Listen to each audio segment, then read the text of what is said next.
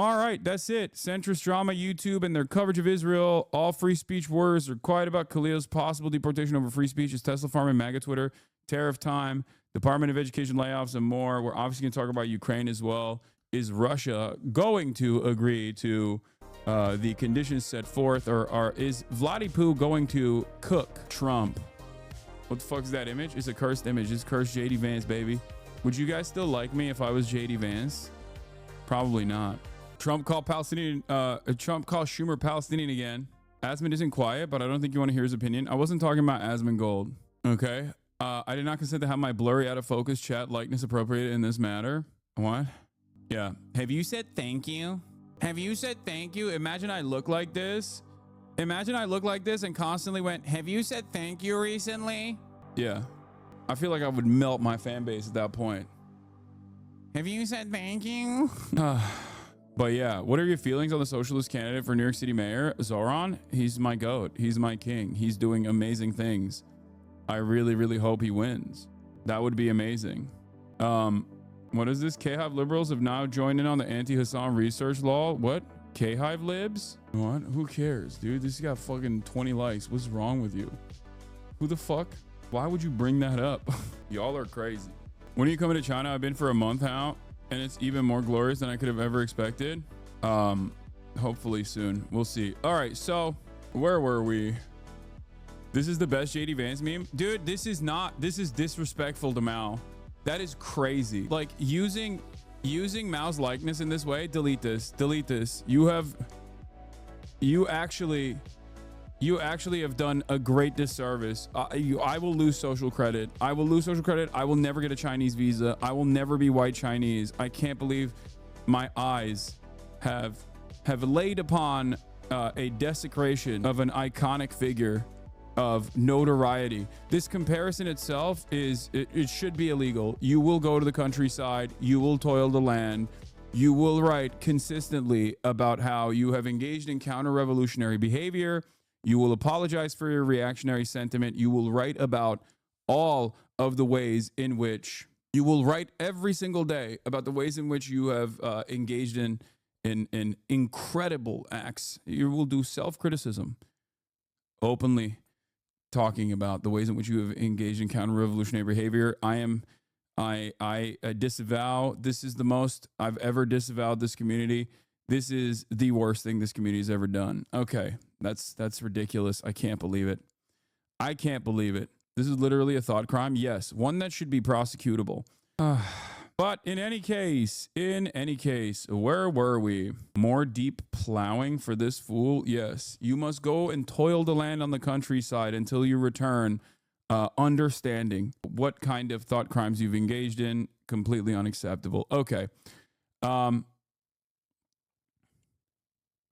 Where was I? Oh, yeah. So this is a bit personal news, but also simultaneously not so personal news because it like dovetails into conversations that I've had already. Last night I watched Noah Samson's latest video. His latest video was titled, I forget what it was. I think it was the YouTubers who backed the genocide. And I posted about it on my Instagram and I said, hey, this is a really good video. You guys should watch it because I think it is a really good video. It's a really informative video. It's not just like drama. I know that people will look at it and go, oh, that's just a drama video. It's not. It actually carefully details all of the ways in which Israel has facilitated this genocide in Gaza. And not only does it feature all of that, but it also then shows the many ways in which a lot of like centrist slop tubers who have a lot of prominence, especially as a collective, like who have a lot of range amongst a broad audience of relatively apolitical people who aren't really paying close attention to stuff.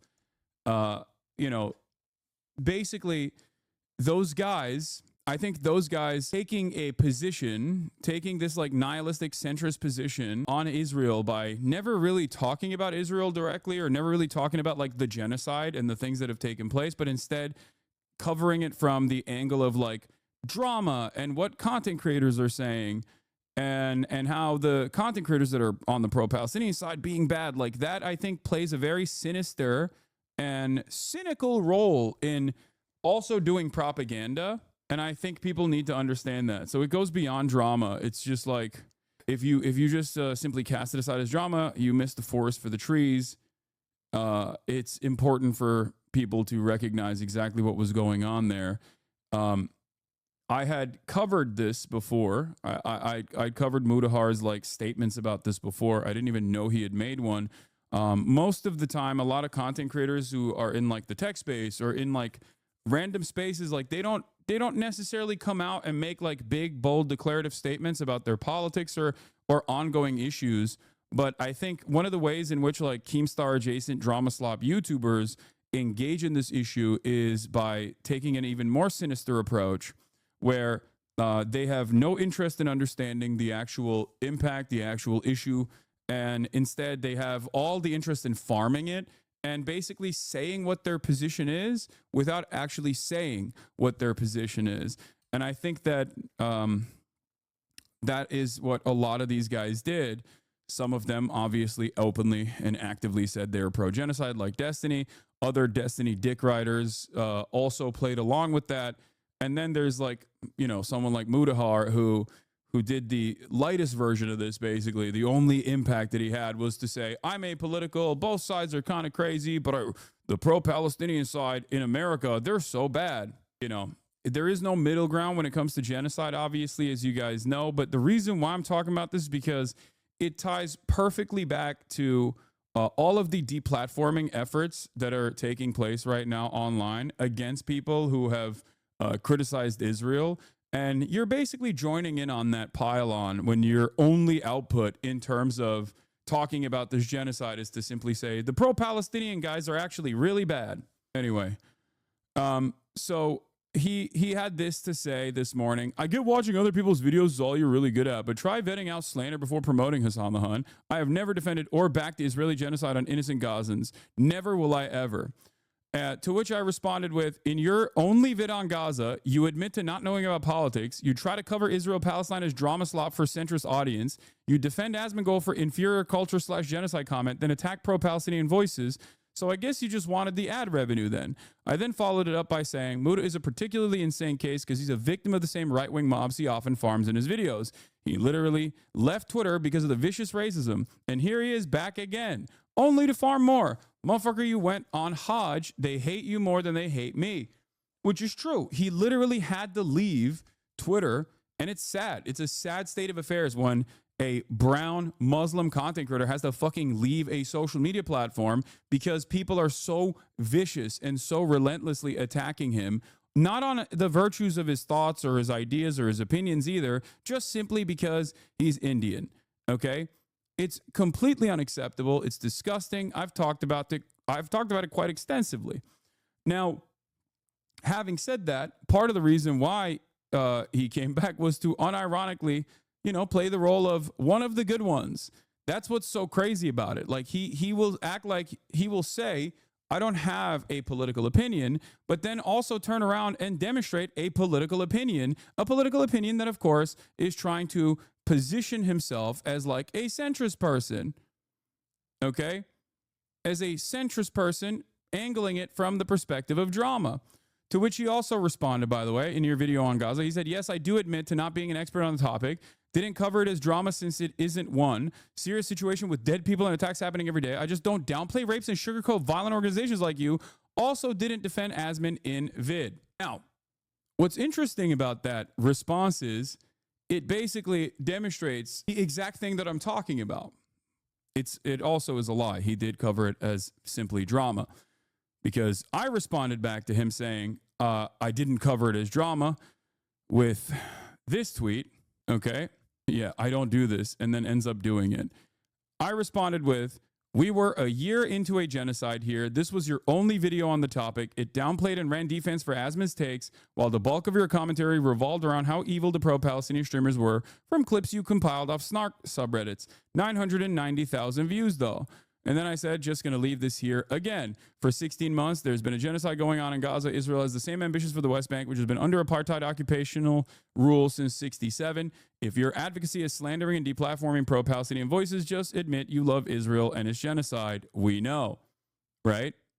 Yes, I gave it a self-like this morning. Suck my dick. I was retweeting it. So my point here is that these guys, I think, thought that they can get away with doing this shit. And for much of the time frame in my coverage on Israel-Palestine, I haven't really hyper focused on like a bunch of these drama slob tubers. I think Bad Empanada has done a decent job. Bad Empanada has done a decent job of like going after some of these guys, at least like by breaking down the lack of arguments that they're posting on their videos, right? Because normally you would think like, okay, these guys don't have any sort of serious interest or whatever. Why are you talking about them? They're silly. They're completely. They're irrelevant, right? Like real things are happening in the world, and these guys are relevant. They're not, because as a collective, they have the capacity to basically fucking inform a lot of uninformed people.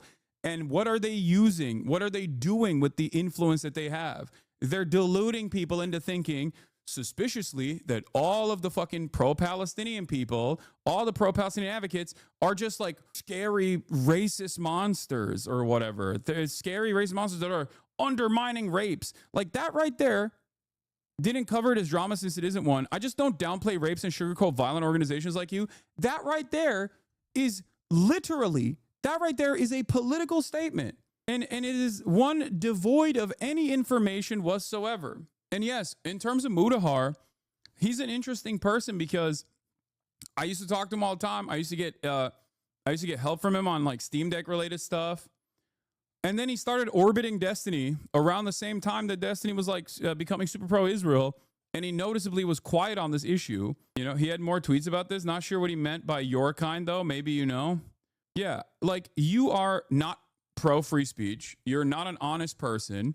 And all you care about either in this situation, all you care about is either making money, okay? All you care about is either making money and farming this as like angling this in the least contentious way possible and make money off the backs of people fucking dying, babies getting murdered every single day by Israel. It's either something that you're not genuinely interested in, or B, it's worse, you actually do like Israel, but you're too ashamed to admit it. And I don't think he likes Israel and he's too ashamed to admit it. I think he's just like not very knowledgeable and you know, wanted to make a statement about it, but take a very centrist position. And because he can't say something directly about Israel or Gaza, because then everyone's going to eat his ass alive, all he does is go after people who do demonstrate the courage to talk about these issues. Meanwhile, all he does is fucking basically farm clout and money off of it. Yeah, it's almost as if the bulk of the commentary matched what the video was titled/centered about. Twitch allowing violent and unfiltered rhetoric from your camp on its platform.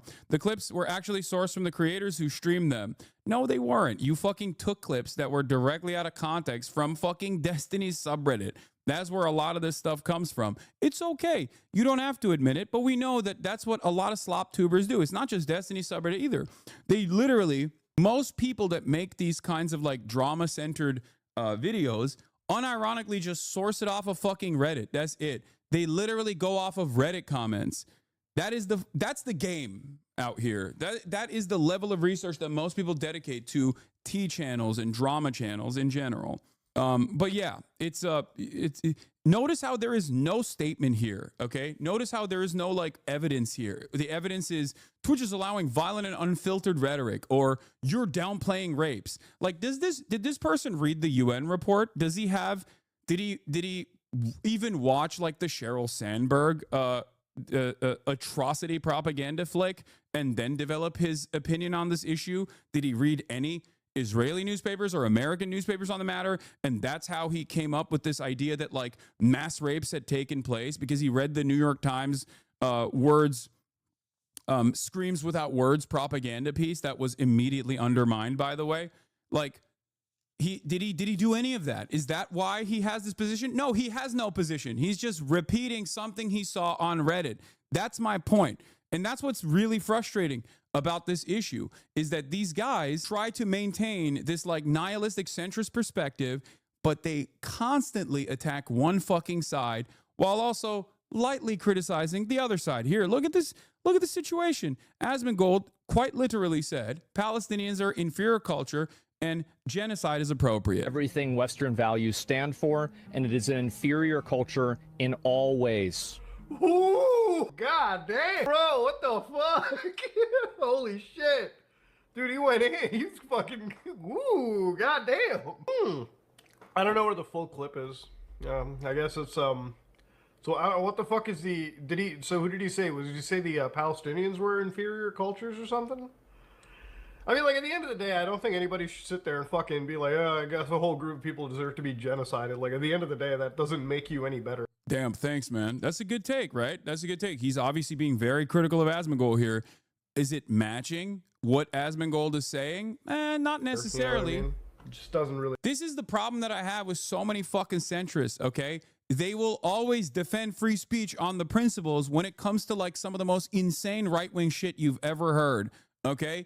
Nazis protesting on college campuses. Not saying Mutahar is doing this. I'm just broadly saying a lot of fucking centrists, a lot of fence sitters, whether it be people like Tim Pool who presented themselves as such, or a lot of these fucking drama slop tubers, they will only talk about free speech when it's like video game titties getting smaller, or when it's like not being able to say a slur on a fucking social media platform. That's the only thing that is like the defense of free speech. When there is an actual issue of the highest political severity, a genocide that is ongoing, and there are active deplatforming initiatives, they will literally fucking stand right there and advocate for that deplatforming to take place. They will then never turn around and do commentary on a severe violation of the First Amendment, like with the Mahmoud Khalil situation, where the American government decided and openly stated that they have no evidence that this person had violated the law at all, that they had actually black-bagged them from his fucking house with the goddamn Gestapo from Columbia University and shipped them to Louisiana overnight with the purpose of revoking his green card and deporting him only because he engaged in a protest that they did not like. He didn't violate any rules. He didn't violate any laws. He was the lead negotiator with Columbia University. Think about that, man. Like, I'm done with this shit. If these guys had any sort of honesty, any sort of integrity, any sort of genuine care for freedom of speech, for example, freedom of expression, they would probably spend a good deal of their time criticizing the Trump administration. He's also double cut because he's Canadian on top of everything else. Because like Donald Trump is actively talking about annexing Canada too. That's the other side of the story. But hey, what the fuck do I know? Make you any better than the shitty party out there. But I assume he's probably referring, if I'm being very charitable, to like. Why he's being very charitable to Asmond. Was that same charitably extended to someone like myself or someone like Frogan? No, it wasn't. Because being a centrist only means, or being apolitical only means you always end up on one side of the issue, and that side is the right-wing side. Like gay people who like ally with that. It's like, okay, there's got to be a longer clip than this, dude. Like I feel like there's at least like a fucking 30 seconds from the beginning that I'm missing here that I just have no idea. Yeah. Well, I'll show you what his take was on. But like any other motherfucker, you're doing them. Oh my god, I want my Camaro, no student loans. Fuck you. I hope you get PTSD. I hope you get no health insurance when you get back in America. Oh, how out of touch do you gotta be? How privileged do you gotta be to sit there on your ass in California and just badmouth the people that take a bullet for your freedoms every single day? The most outrageous shit you'll ever hear. Like downright, just hateful rhetoric. Yeah, now, didn't need context for that, baby. No context necessary. Oh, hell yeah. Loud and proud, USA. We'll put a boot in your ass, it's the American way. And tell Uncle Sam, you're a man. Statue of Liberty came shaking up frizz, and the whole world came crashing down on me. Now, obviously, you know, the people who are in the military were like, whoa, we're getting that Camaro. I have never in a million years met somebody, and I've met... That's the funniest thing is just like, because the Camaro line is such a funny meme. In the video, he defends Asma by saying he's probably talking about extremist Muslims. I know. When he gets the full context of the situation, this is how he responded to it, okay? Like, we covered this before. I covered this on the stream because I couldn't believe it. Like, I was genuinely shocked. I was like, damn, dude, like, that's how fucking hard you want to suck off, like, alt-right weirdos, like, loser-ass dudes. That's how hard you want to fucking suck these losers off? You want to farm them that hard? I get it. You're like a tech YouTuber, but it's crazy. And I feel like I need to clarify. I'm not somebody that is afraid to say that genocide is wrong. I think that there is an actual case of, you know, genocide, and there's an actual case of attack that goes towards the Palestinian people. I think there's very serious situations that go around the world. Very serious situations. Now, at the same time, these are situations that involve, you know, a group of people, Muslims and Jews, that have effectively been at each other's throats for not. One could say that Palestinians are experiencing what could be considered the first steps of contextually appropriate framing of genocide, but also, you know, Jews and Muslims, they've just been at it for centuries. And I don't want to jump and make this like a super political video because, again, I'm not equipped to even discuss this kind of stuff, but I am. You're 30 minutes in. What are you doing? Yeah, that's what's so frustrating. It's like, dude, if you're not knowledgeable on this issue that you know is a fucking very serious issue, okay, then why the fuck are you making a video on the issue from the framework of drama while also simultaneously coming down harder on the fucking pro-Palestinian advocates than you do on the side that said genocide is fine, the culture is inferior? And then turn around and say, well, they've just been fighting each other for a millennia. It's bullshit. It's not correct. It's incorrect information. It is ahistorical. And it unironically feeds into this false notion that, like, you know, it's just Jews and Muslims fighting. Like, get the fuck out of here. I can't stand these dudes, man. I can't stand motherfuckers who just act like this is just like a, you know, Muslims versus Jews type situation. Like, my point is this, okay? A lot of people will yell, or a lot of people, I think, in the beginning, in the first couple of months especially, but like definitely over the last 16, 17 months, have been yelling at their content creators to make a statement about this, okay? And it's understandable. You want to apply pressure to the government. You want to keep protesting. You want to get the word out. You want to bring awareness to the situation. And in that process, you want your content creators that you love, content creators with a lot of influence, to come out and make a statement. And that's say, like, I think genocide is unconscionable. I'm not very well equipped to talk about this. That's one thing, right? But like, the moment that you come out and actually try to do this fucking cowardly thing where you're like, I'm pro-Palestine, but I won't really say it fully, but I think genocide is bad. But also all of these pro-Palestinian advocates, in an effort, while there is a deliberate effort to try and deplatform every single fucking pro-Palestinian voice, okay, turning around and being like, yeah, these guys are too radical for my taste. Yeah, you are taking a position. You're taking a cowardly position, and I am infinitely more charitable to people if they admit that they're coming at this from a position of not being knowledgeable, but then they fucking step aside. They don't try to like enter the fray of political commentary with no info whatsoever and then turn around and say, I don't really know anything, but these guys seemingly are really radical. Well, if you don't know anything, then shut the fuck up. Why are you taking a bold stance like this then? You know? Do you think that the 8-second clips that you posted are reflective of my actual fucking commentary on this issue? I've done hundreds of videos with actual fucking professors, journalists, victims of genocide. It's so ridiculous that like all of that is just inconsequential. Israeli academics, Arab academics, like what are we talking about? What are we doing here? And then it's just all it takes is like one fucking asshole to be like, yeah, this seems radical to me. It just pisses me off so much. It's like, don't assume a fucking bold stance like this. Don't take a bold stance like this.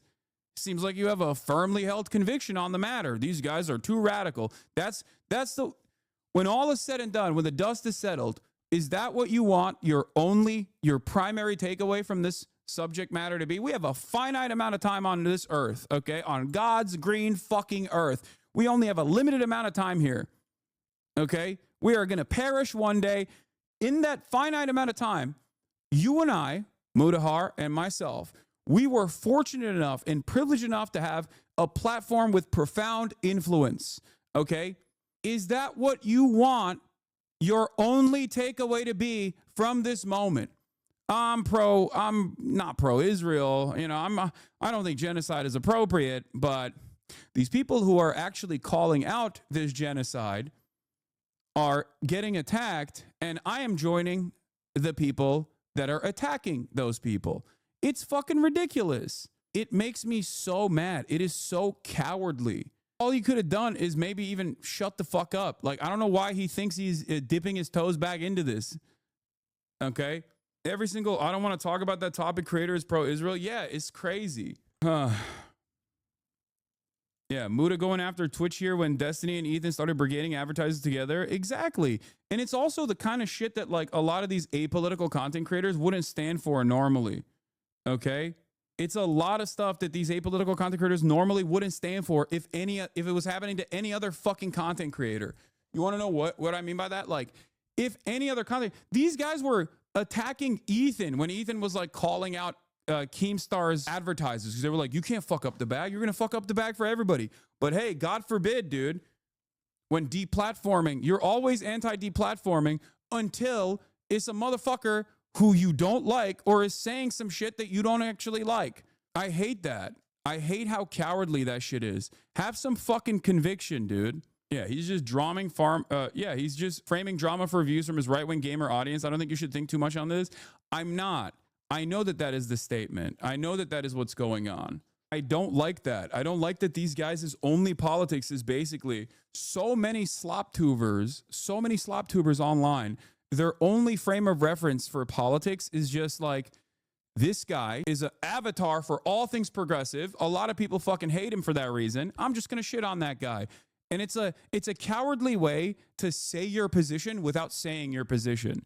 Okay? Oh, I'm a liberal, but honestly, I don't really like this guy who is seemingly far too progressive for me. Guys, I'm one of the good ones. Come on, I'm a centrist. It's very frustrating. It's very frustrating to see that shit. It's cowardly. It's infinitely better if you just don't even entertain this stuff at all. You don't bring it up. You don't get into it. You don't throw your hat in the fucking ring. It's all copy paste too. It's all copy paste. It's all ridiculous. Anyway, shame on Mutahar. And he is like the least offensive person out of all of these. It's just very frustrating regardless. Yeah. Also, one final word on this whole thing. I don't understand why you bring up my Hajj while being the most Muslim cosplayer I've ever seen. Yeah, I'm such a Muslim cosplayer. What the fuck am I doing that's a Muslim cosplayer? It's Ramadan. I'm fucking drinking coffee right now. I've never cosplayed being a Muslim, okay?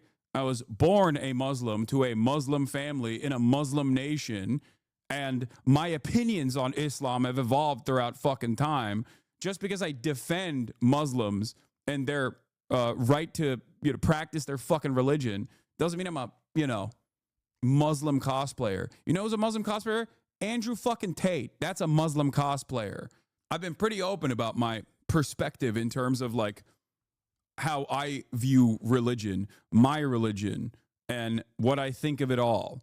I am culturally Muslim in the same way that like someone will say they're Jewish, they're culturally Jewish, or someone in America who is not fucking really Christian at all will say they're culturally Christian. That's it. My existence, especially in the Western world, is a way to get Islamophobic Americans to understand that being Muslim doesn't necessarily fucking mean that you're, you know, strapping a bomb to your chest and blowing yourself up while saying Allahu Akbar, because that was the fucking primary way that these guys operated. They think every Muslim is like that. It has nothing to do with Islam. And the reason for why I do that is so that people are more understanding. The reason why I do that and the reason why I explain this every day is so that people don't come after you with Islamophobic nonsense. It's all good though. I will still obviously defend Mutahar against the psychotic fucking racist attacks he has to withstand on a daily fucking basis. But I will tell you, I will tell you right now, okay? Just positioning yourself alongside Keemstar and all these fucking drama slop tubers that will write 11 million articles about like, this is the day Hassan finally gets canceled, okay? Doing that shit is not going to save you from these people that literally think you are lesser than them because they're fucking racist, okay? That's it. You will never be one of the good ones. Like, they will not see you as one of the good ones, okay? It's so sad. And yes, it is just popularity and money for a lot of people. This is the job. This is the bread and butter for a lot of people. What's your best video attacking the right wing? I'd love to check it out. Yeah, Hasanabi subscribes to leftist nonsense where everyone fits into categories. Everyone's ranked on a race-based hierarchy. Like, what the fuck is this person saying? Who is this person? This reply under his tweet literally proves your point. You are getting cooked. That's why you are getting cooked. That's what you get for not taking a clear stance. Oh my God. Normally us right-wingers would side with you, but you decide to attack us as well. So go fuck yourself. Yeah, there you go. Like, this is it. This is the audience that you're farming actively. Yeah. Anyway, yes, I know Trump backtracked on ethnically cleansing Gaza. We'll talk about that in a second. But he's also using Palestinian as a slur again. He's back to his old ways. Anyway, I just wanted to briefly talk about that little back and forth that took place and help you understand that the reason why I'm talking about this is not just because it's fucking drama or because I'm like fighting back against people that are engaging in this like smear campaign. The reason why I'm talking about this is because there's also this like far-reaching consequence where a lot of these fucking people that, you know, watch these guys see only one side of the story, a very falsely and narrowly focused, wrong-sided attitude, like wrong opinion on the matter from dudes that don't fucking have any knowledge on the issue whatsoever. Okay? Then their fan bases also develop the wrong opinions. Their fan bases develop like idiotic fucking opinions. Like, that's why you hear so many people repeat these silly ass takes left and right. Oh yeah, it's just like Muslims and Jews fighting, right? I don't get it. This Hassan guy and all these other pro-Palestinian content creators, they're all kind of radical, right? Showing these people and promoting them in this incredibly positive light when there are actually just pirates and terrorists who are putting people in harm's way, especially people that have nothing. Yeah. The state that is implementing a blockade on the Red Sea in an effort to stop the genocide is actually putting people in harm's way, not the fucking state that is doing a genocide, and not America and all of the other fucking coalition forces that started blowing up Yemen because they decided to fucking stop ships from going through the Red Sea. Because that's the craziest part, because it's like, how are you gonna fucking sit there? How are you going to fucking sit there and what? I don't think this person is Muda's alt account, dude. You can't even be bothered to watch a whole video before making a baseless accusation. My content is for the masses, not some niche group of Palestinian nationalists like you. And by the way, Asmondgold's comment was taken out of context. Yeah, I don't think this person is Mutahar. Dude, you're crazy. Yeah, the point I was gonna make is, the point I was making is like, you're admitting that it's a fucking genocide, but then you're also saying, but everyone resisting against that genocide is completely inappropriate. They're all terrorists, pirates, rapists, monsters. Get the fuck out of here. Like, these two opinions are so stupid. So what's the alternative? Seemingly, one country is doing a genocide, and that's wrong, but also everyone else that's resisting against it is bad. So what should people do? Just like fucking eat it? Should they just die? Should people just fucking die? That's the best way to resist against a genocide, is just like die. That's it. And then we here in the Western world can feel better about our support. Just die quietly. Don't even die in a way that's like public too, because then you're making Israel look bad. I hate this fucking both sides nonsense. Like you're not making a brilliant stance, and you're not even on both sides either. You're just saying that while simultaneously leaning heavily on the side that is doing the atrocity. Because the reality of the matter is, silence in the face of injustice is siding with the oppressor. If you are quiet when there is a genocide going on, then you're technically saying, well, this doesn't reach my standard. It doesn't, it doesn't actually meet the fucking standard where I have to make a statement about it because it doesn't hurt me or my feelings all that bad. So it's wild to me that these guys will also simultaneously be like, well, there is a genocide going on, but also every single fucking group resisting against this in any way, shape, or form they can are also in the wrong and they're bad. So what's the fucking alternative?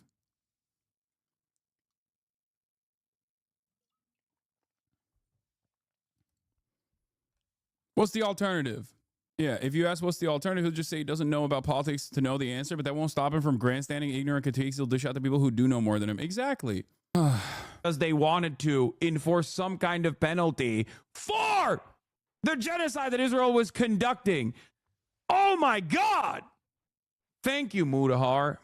I'm glad that you arrived at a reasonable conclusion. Imagine nearly a century of ethnic cleansing to get both sides by an enlightened Western centrist. Yeah, it's just fucking ridiculous. It's completely ridiculous. If you are neutral in situations of injustice, you have chosen the side of the oppressor. If an elephant has his foot on the tail of a mouse and you say that you are neutral, the mouse will not appreciate your neutrality. Desmond Tutu. Who's Mutahar help? He's some fucking tech YouTuber who has like an audience of sweaty gamer bros. Okay. Disinformation tracker responded, say, you whitewashed and justified Asmondgold's statement about Palestinians deserving genocide due to their inferior culture. Then you vilified Ansar Allah's Red Sea blockade, which was among the least bloody tactics available to pressure Israel and the U.S. to stop the genocide. Apologize and go back to playing video games. Quit crying when people call out your foul and sloppy genocide support. Being dumb is not an excuse for spreading pro-genocide propaganda while tens of thousands of people are dying in a Holocaust your country is helping commit. Well, he's Canadian. I guess they also are helping, though, to be fair. Claiming you didn't know you didn't know better is not an excuse. You don't mindlessly pontificate on the extermination of another people. You don't condemn people who fight and die to push back against the genocide. You treat genocide like your typical brain-dead gamer rage bait. Yeah. That's what's so fucking annoying. Like, they so shamelessly farm this as though it's fucking drama, as though it's an opportunity to make money and gain some fucking clout. Jesus Christ, dude. Muda should stick to creator drama. He's not sharp enough for political commentary. No, but that's the problem. Also, some aspects of political commentary cannot be covered like it's fucking content creator drama. That's the point. And these guys do it all the time. And they do it shamelessly. And because they establish themselves in a center-right perspective, they can get away with saying whatever the fuck they want from a position of authority when there's no underlying information, no evidence. That's what's so goddamn frustrating about this process too, where you could just say whatever the fuck you want. You can lie every day. You can just admit that you don't know anything. And basically, as long as you are attacking the people that are going against the grain, as long as you are actively criticizing people who are stepping out of line, and stepping out of line in this instance would basically be saying anything about Israel that can be deemed too radical, then, you're good. You can just say whatever the fuck you want. That's it. You will always be able to have a career as long as you are siding with the more powerful institution. Okay? If you side with America, if you side with Israel, it literally does not matter. You can and then say, I'm not trying to be gay. What is this? But I feel like I need to clarify. I'm not somebody that is afraid to say that genocide is wrong. I think that there is an actual case of genocide, and there's an actual case of attack that goes towards the Palestinian people. I think there's very serious situations that go around the world. Now, at the same time, these are situations that involve a group. Did it F a little bit? Of Small people, hiccup? Muslims and Jews, that have effectively been at each other's throats for not. It was a Twitch server side situation. I didn't experience that. One could say that the Palestinians are experiencing what could be considered the first steps of contextually appropriate Video, because again, I'm not equipped to even discuss this kind of stuff, but I am. Okay, never mind. I watched this already. All right. Let's move on. Let's get to it. Let's talk about the ways in which this also obviously factors into our everyday existence. The American government, the right-wing American government, is now actively looking into denaturalizing or at least revoking the green card of legal permanent residence. Mahmoud Khalil is the first step. They've stated that they're going to do this over and over again. Okay, Mutahar was in D's Discord giggling like a schoolgirl, like a hoe, after D came out and publicly said even nuking Gaza won't be considered a genocide. I don't think he even made a video about the sex-based allegations yet. Yeah, it's just weird because like even people who cover drama have been noticeably absent. I have noticed that. There's been like 3 or 4 videos. Can you imagine if a similar situation happened to me? How many fucking videos would be made on that process? But none of those drama slop tubers, with the exception of like 1 or 2, have made any videos whatsoever on their friend who they like being pursued for actively filming some of his orbiters that he called orbiters in the act of having sex with one another and then distributing that pornographic material without the consent of the parties involved. Did Asmondgold cover that? It's just weird. I don't know. It's just, it kind of feels like these guys have, considered me a much worse person than that for quite a long time. I wonder what it is. I wonder what is stopping them from covering this issue. I think there is no better way to understand someone's political position than what they choose to fucking cover and what they choose not to cover, okay? Even Epstein's friends burned bridges and made videos regarding the crimes committed. These centrists are at the next level. Yes, because the centrists themselves are maintaining this, the centrists themselves are unironically maintaining this posture. They're the ones who are protecting him because they like him, because they think he's fucking brilliant. You know what I mean? Terrorist simps are out of control by Asmondgold 6 hours ago. Talking about Mahmoud Khalil, by the way. Mr. Free Speech Defender. Asmondgold thinks when boobs get pixelated or when boobs are like a little bit smaller in a fucking video game, that's the worst thing that's ever happened to free speech. That's the grossest anti-free speech crime that Sony could commit on Stellar Blade. Asmondgold literally went after those fucking petitions that freak-ass Grums made. He defended that shit. He hyped it up. But God forbid, when the American state actually fucking puts down the hammer and decides, we don't like what you have to say, you're going to get deported, then he goes terrorist simps. It's awesome. It's based. As I was saying, pro-Palestinian activist Mahmoud Khalil was black-bagged from his Columbia University campus apartment by the Department of Homeland Security, by ICE agents, and expeditiously shipped off to Louisiana. Today, in New York, a New York judge oversaw whether or not that was appropriate. Okay? And it's not appropriate. In the time frame that this happened a couple days prior, we learned that the Department of Homeland Security actually openly stated that there was no illegal reasons, there was no law that was violated for Mahmoud Khalil's arrest and subsequent deportation, or the deportation process starting. And that it was specifically because they didn't like what he was saying. It was because of what he was doing and what he was saying, which was Mahmoud Khalil being a pro-Palestinian activist, a student activist. That's it. That right there is a direct violation of the First Amendment. If you can't fucking see that, if you can't understand how dangerous this is to turn a blind eye to, then you're fucked. It's over. Your eyes are closed. Fascism is here, and your eyes are fucking completely closed. It was not even an arrest. It was a kidnapping by the government. And it wasn't even like this person saying things that were anti-American either. It was literally for a foreign nation. For a foreign nation. The nation of Israel. He hurt the nation of Israel's feelings. He must now be deported. You cannot be a green card holder and hurt the feelings of the glorious state of Israel. What a ridiculous situation this is. Where are the free speech advocates? This is a real violation of free speech. This is a real violation of the American right to demonstrate. In our country, as it relates to this next story, CBS News 24/7 with an eye to court battles over a pro-Palestinian activist facing deportation out of the United States. We are talking about Mahmoud Khalil. So let's learn a little bit more about him. He's a legal U.S. resident. He has a green card. He protested against Israel's war in Gaza at Columbia University. Of course, we know Columbia University getting a strong finger wagging and a withdrawal of some big-time dollars in recent days. Immigration agents arrested Khalil over the weekend, shipped him off to a detention center in Louisiana. Columbia grad. Now his supporters and legal advocates are rallying for his release. Well, fast forward to today, and this is the scene from the sky. The arrest sparking demonstrations in some parts of our country, not the least of which right outside the courtroom.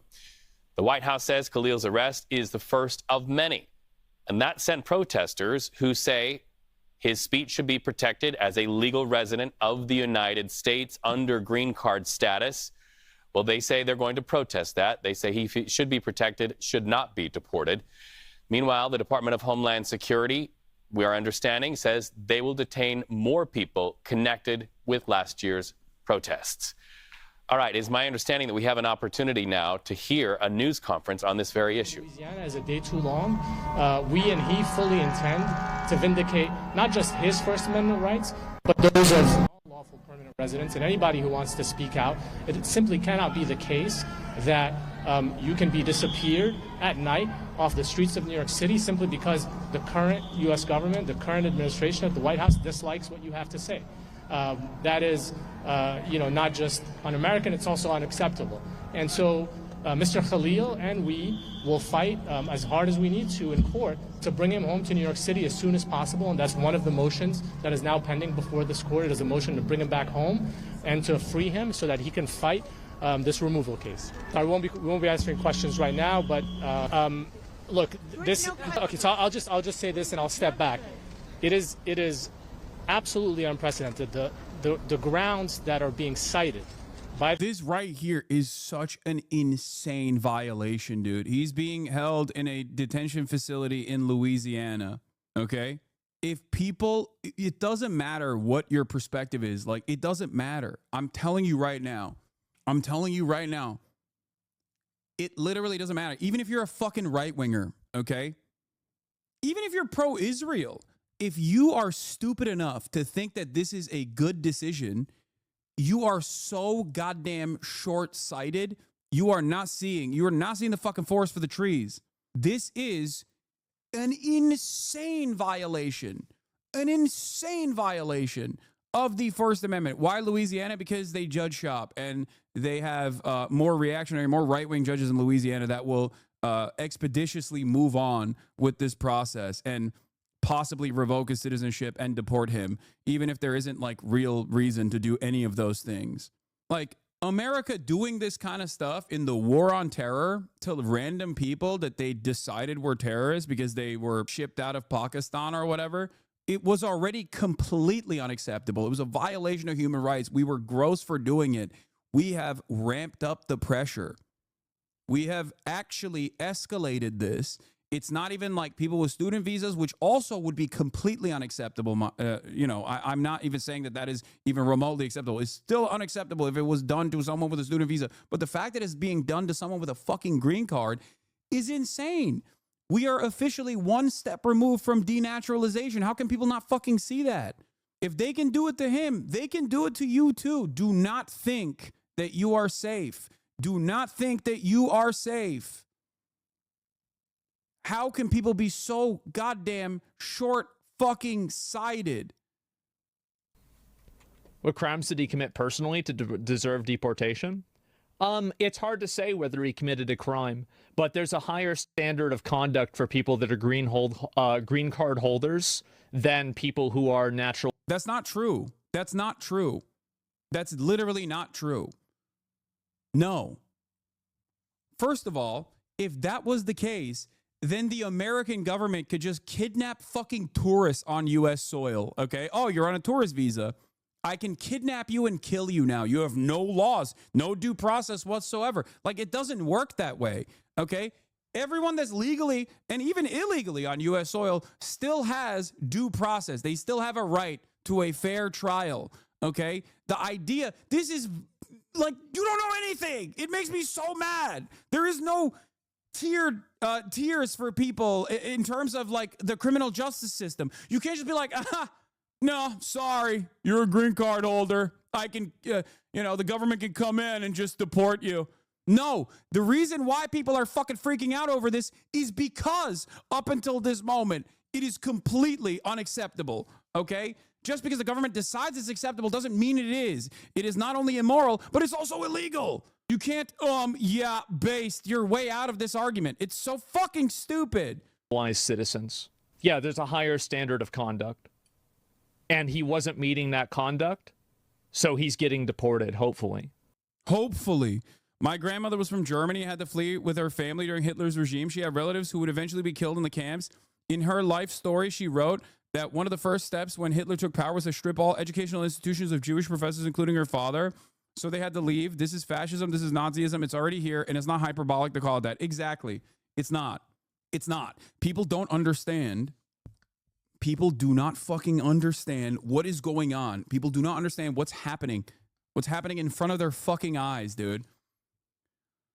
Oh, people think Nazis just tuned up fucking the Holocaust button to 11 overnight. Like it just happened overnight.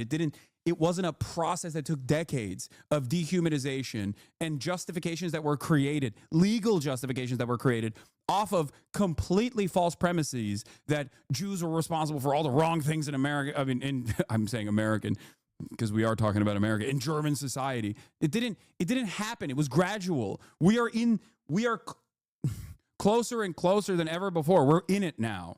We're officially in it.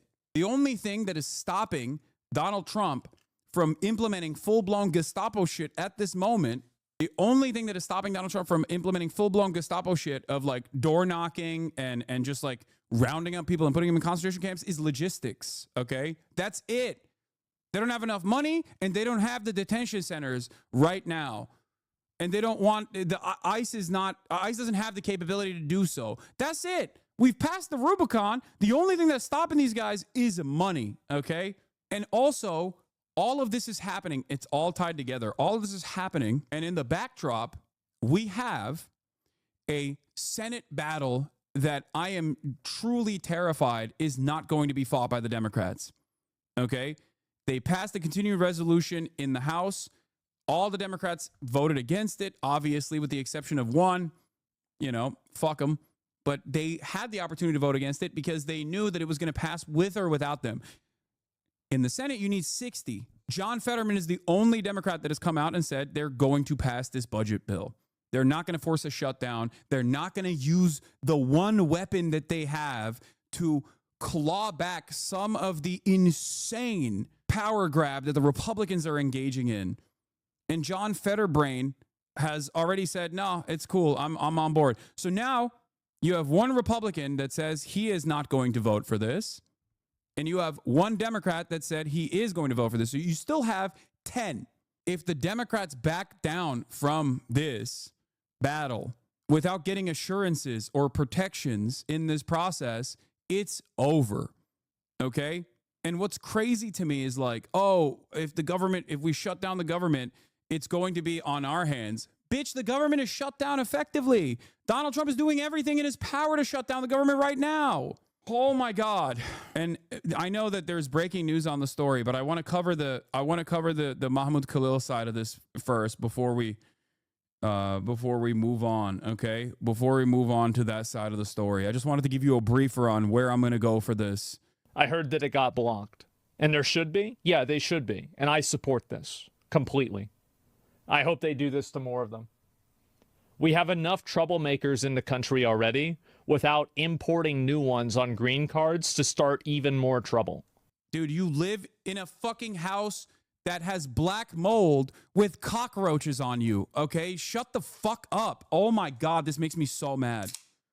Oh my God, what a vile, ghoulish way to fucking approach the subject matter, dude. Holy fuck. I'm gonna at him. Asmondgold thinks when the Department of Homeland Security being. Okay. Jesus Christ, dude. I don't even know if I should be joking about the fucking violation of free speech when devs make video game boobs smaller, but like it is so ridiculous. Like free speech defender, dude. Totally valid to fucking deport these troublemakers. I love when I have the misfortune of reading Asmond viewer comments when it's involving you, and there are thugs who say shit like, I pray this America hater steps foot inside of Brinkley, Arkansas, Lamau. Yeah. I didn't add him. He's going to see it anyway. I didn't want to add it because I didn't want to put it in the beginning, because when you do it limits the reach of the tweet. He'll see it. I'm sure his audience will send it to him. Anyway,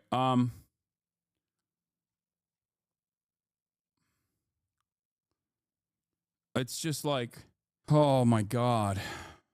So he's getting deported, hopefully. Hopefully. I heard that it got... Hopefully, dude.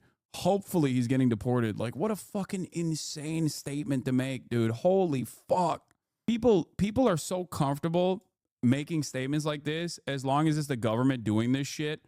It is such a... It's insane. It's insane to fucking be this unimaginably privileged and this short-sighted, okay?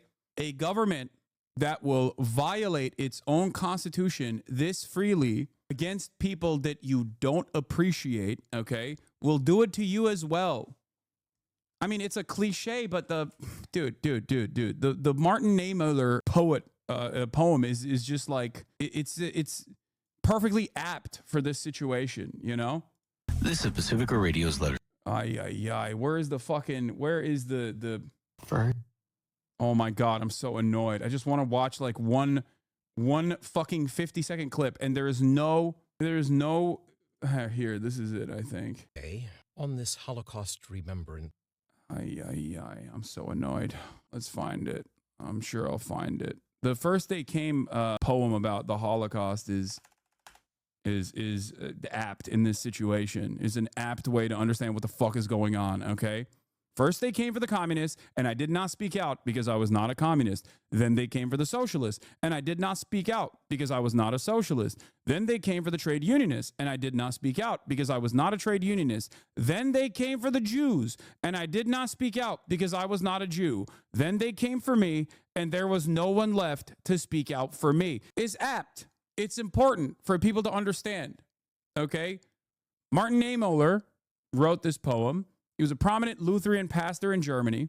In the 1920s and early 1930s, he sympathized with many Nazi ideas and supported radically right-wing political movements. But after Adolf Hitler came to power in 1933, Niemöller became an outspoken critic of Hitler's interference in the Protestant church. He spent the last 8 years of Nazi rule from 1937 to 1945 in Nazi prisons and concentration camps. Niemöller is perhaps the best remembered for his post-war statement.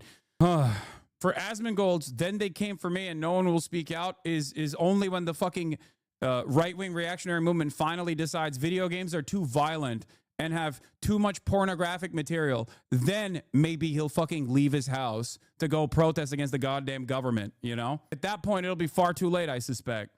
It's so ridiculous. Yeah, based. I didn't realize it would go this far. Yeah.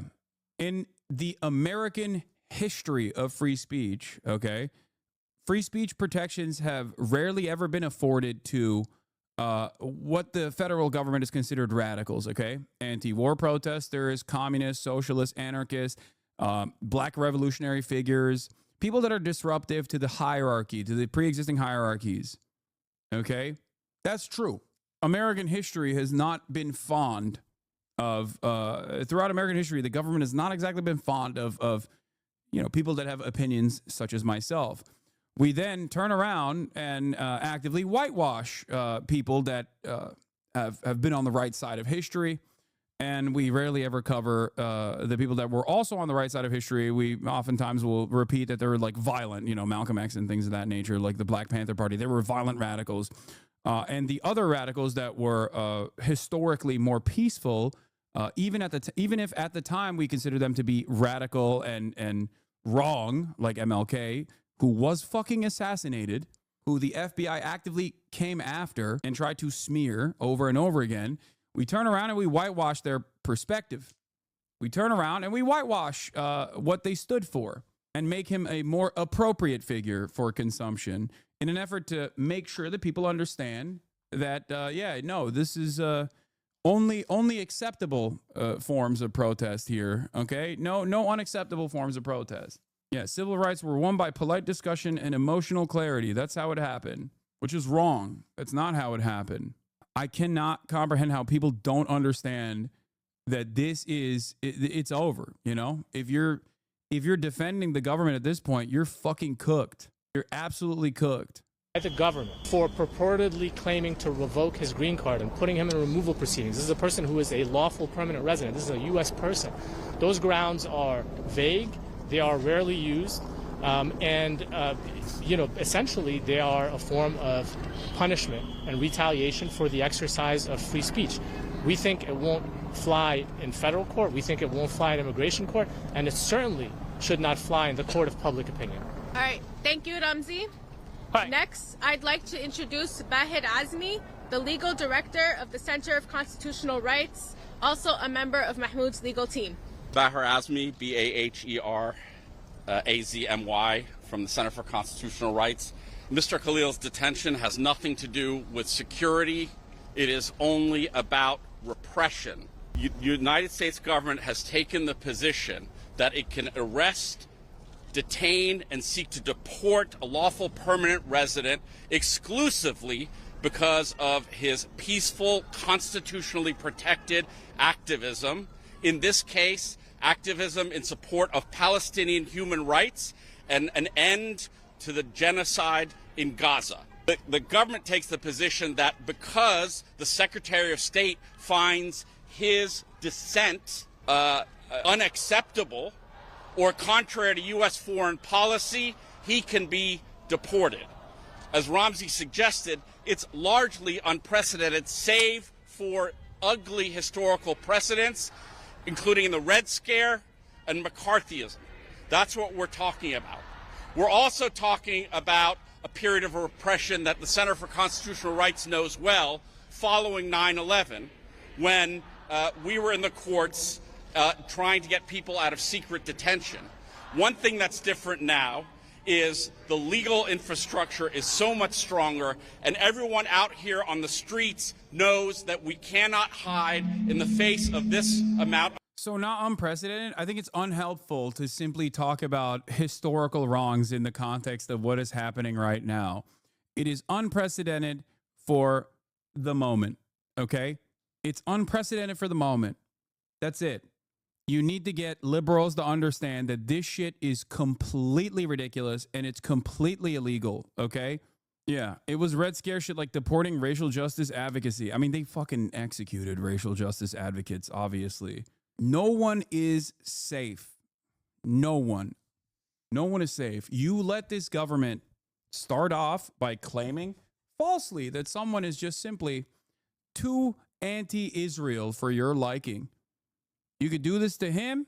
You could do this to anybody for any reason, okay? Rosmea Ode was deported over an immigration form in 2017. A Palestinian-American organizer in Chicago. She was convicted for not disclosing a 1969 conviction from an Israeli military court, a conviction obtained through torture. The U.S. went after her decades later to punish her activism. The FBI raided Hatem Aboudaya's home in 2010, but was never charged. A Palestinian-American activist and community leader, Aboudaya was one of the several people targeted in an FBI crackdown on anti-war and pro-Palestine organizers. The case fell apart, but the raids disrupted movements and forced activists into years of legal battles. Mahmoud Khalil is not the first Palestinian activist in the U.S. That has been abducted. For decades, it has disappeared Palestinian activists without ever convicting them of anything. No due process, just secret trials, immigration loopholes, and laws used to crush resistance. And what is going on right now, what is going on in this situation is that they are dropping. The reason why this is unprecedented, okay, is because they've dropped the legal pretext. Do you understand? They're not even saying that there is a valid legal claim. There weren't any real valid legal claims in these circumstances either, but at least they tried to fucking make it seem like there was a valid legal claim. We have escalated, okay? We have decided that you don't even need a legal claim anymore. That's why I fucking get so mad about the goddamn Democrats being like, can you please give us a valid legal claim so we can defend it? Like, what the fuck are you saying? No, we are in the what the fuck are you going to do about it stage. Do you understand? They admitted, the Department of Homeland Security admitted that they have no legal claim to this deportation, to revoking this person's green card. Other than, I don't like what he's saying. They didn't even mention what he has said so far that they consider to be completely inappropriate. That's the other side of it. It just is mask off That's it. How can people not fucking see this? Yeah.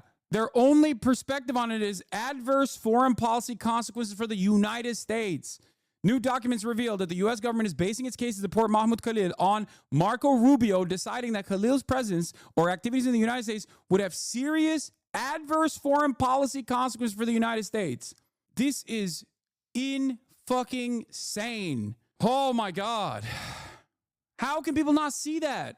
That is the escalation here. The escalation here is that they're not even lying to you, okay? It was unacceptable when they were doing it while also trying to find a legal justification for it. But now they're not even finding a legal justification for it. And before you say, oh, well, what if he was distributing Hamas flyers, right? That's not a legal justification. That is not a legal grounds. That is not legal grounds to deport someone, okay? There is a difference between saying someone lied on their form, okay? It's still fucking bullshit, but there's at least like some legal protection there. Some legal protection where it's not an abuse of pre-existing laws and pre-existing rules, where you can at least claim that you're doing it for that purpose.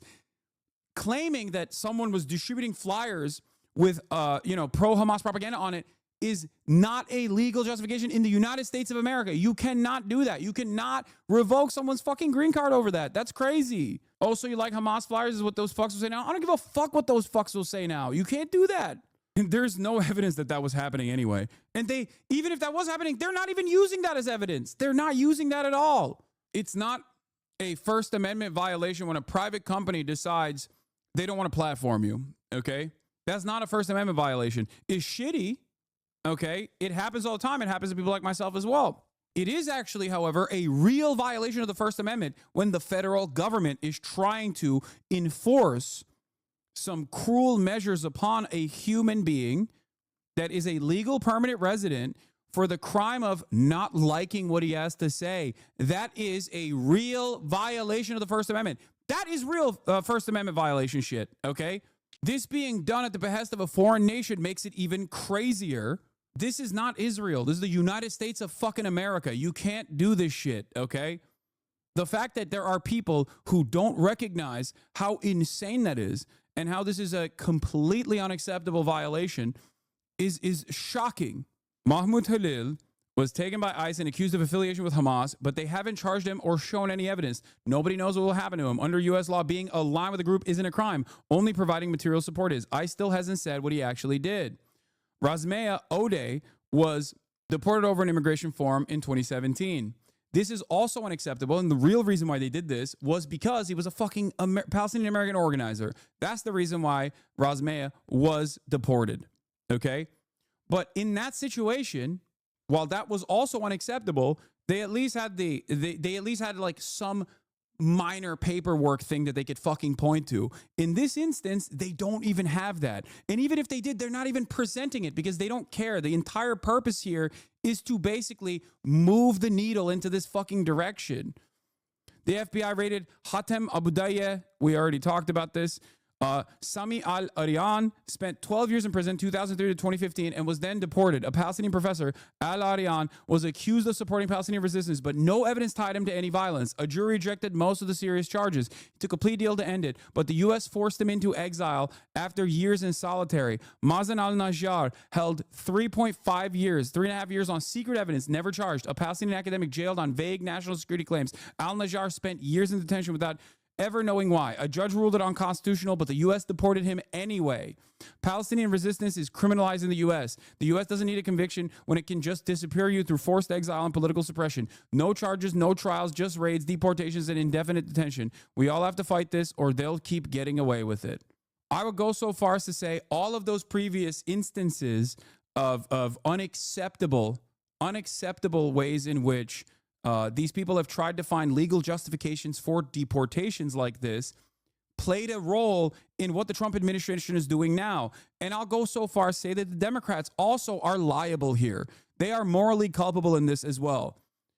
Before you say, Hassan, Democrats would never do this, remember, they spent the entire 16 months overseeing a genocide, actively arresting more than 3,500 student protesters constantly claiming that they were fucking violent radical terrorist supporters themselves. The Democrats kept saying it. So then, yeah, of course, when a Republican comes in and he says, well, you guys have been saying these guys are terrorist supporters, time to fucking pack them up.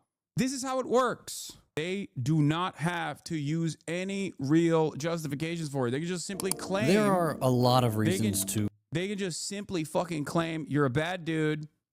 You're funded by Iran. You're funded by Hamas. A laughable notion. No evidence necessary. You're done. You're out. You're deported.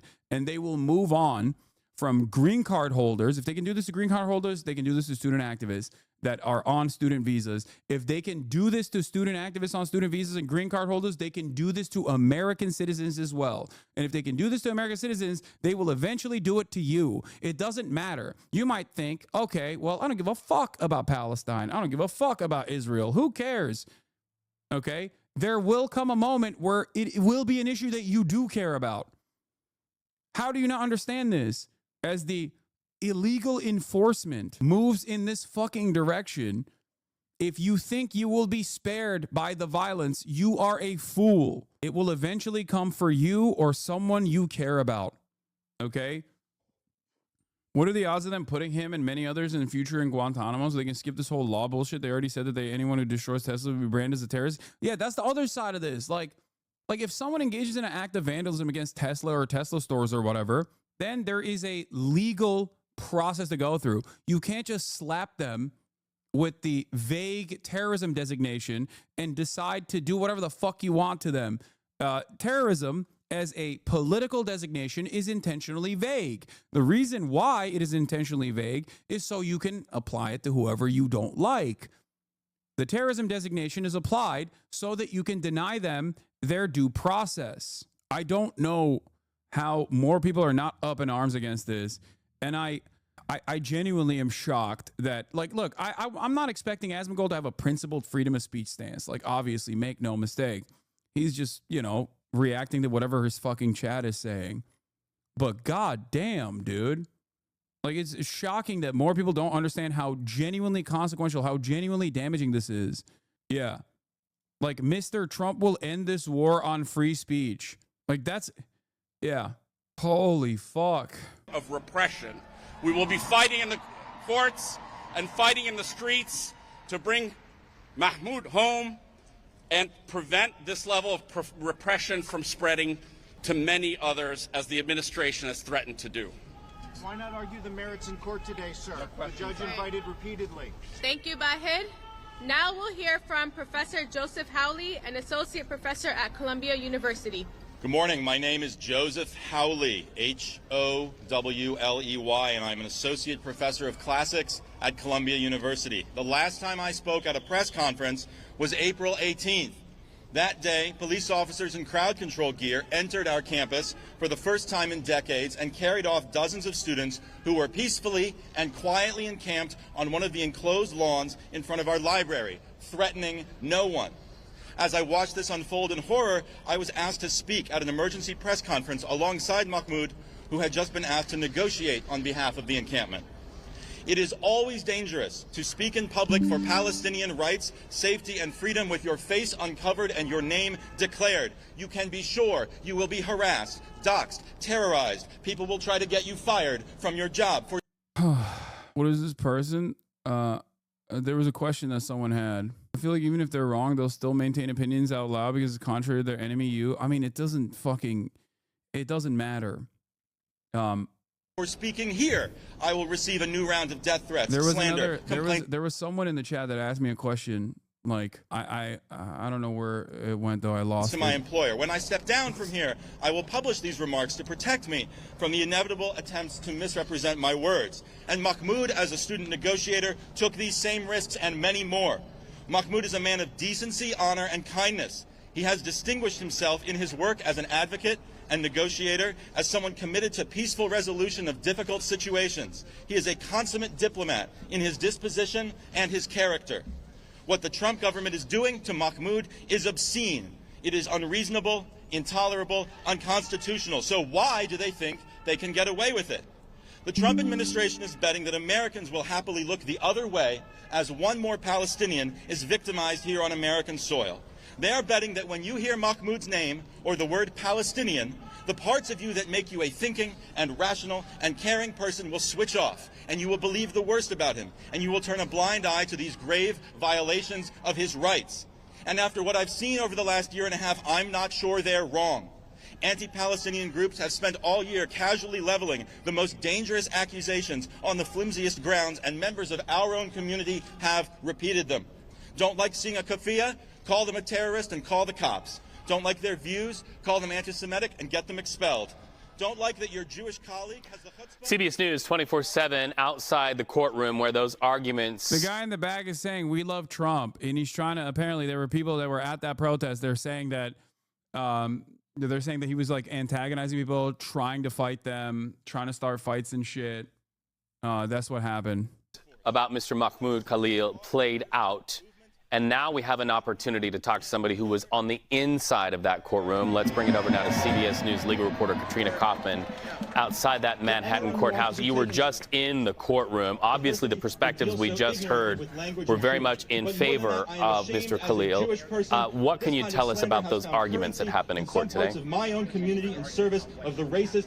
Reed, this really wasn't a hearing where we were hearing about the merits of his case. And it's actually interesting because the judge expressed surprise about that there was no discussion about the merits or about bail for Khalil.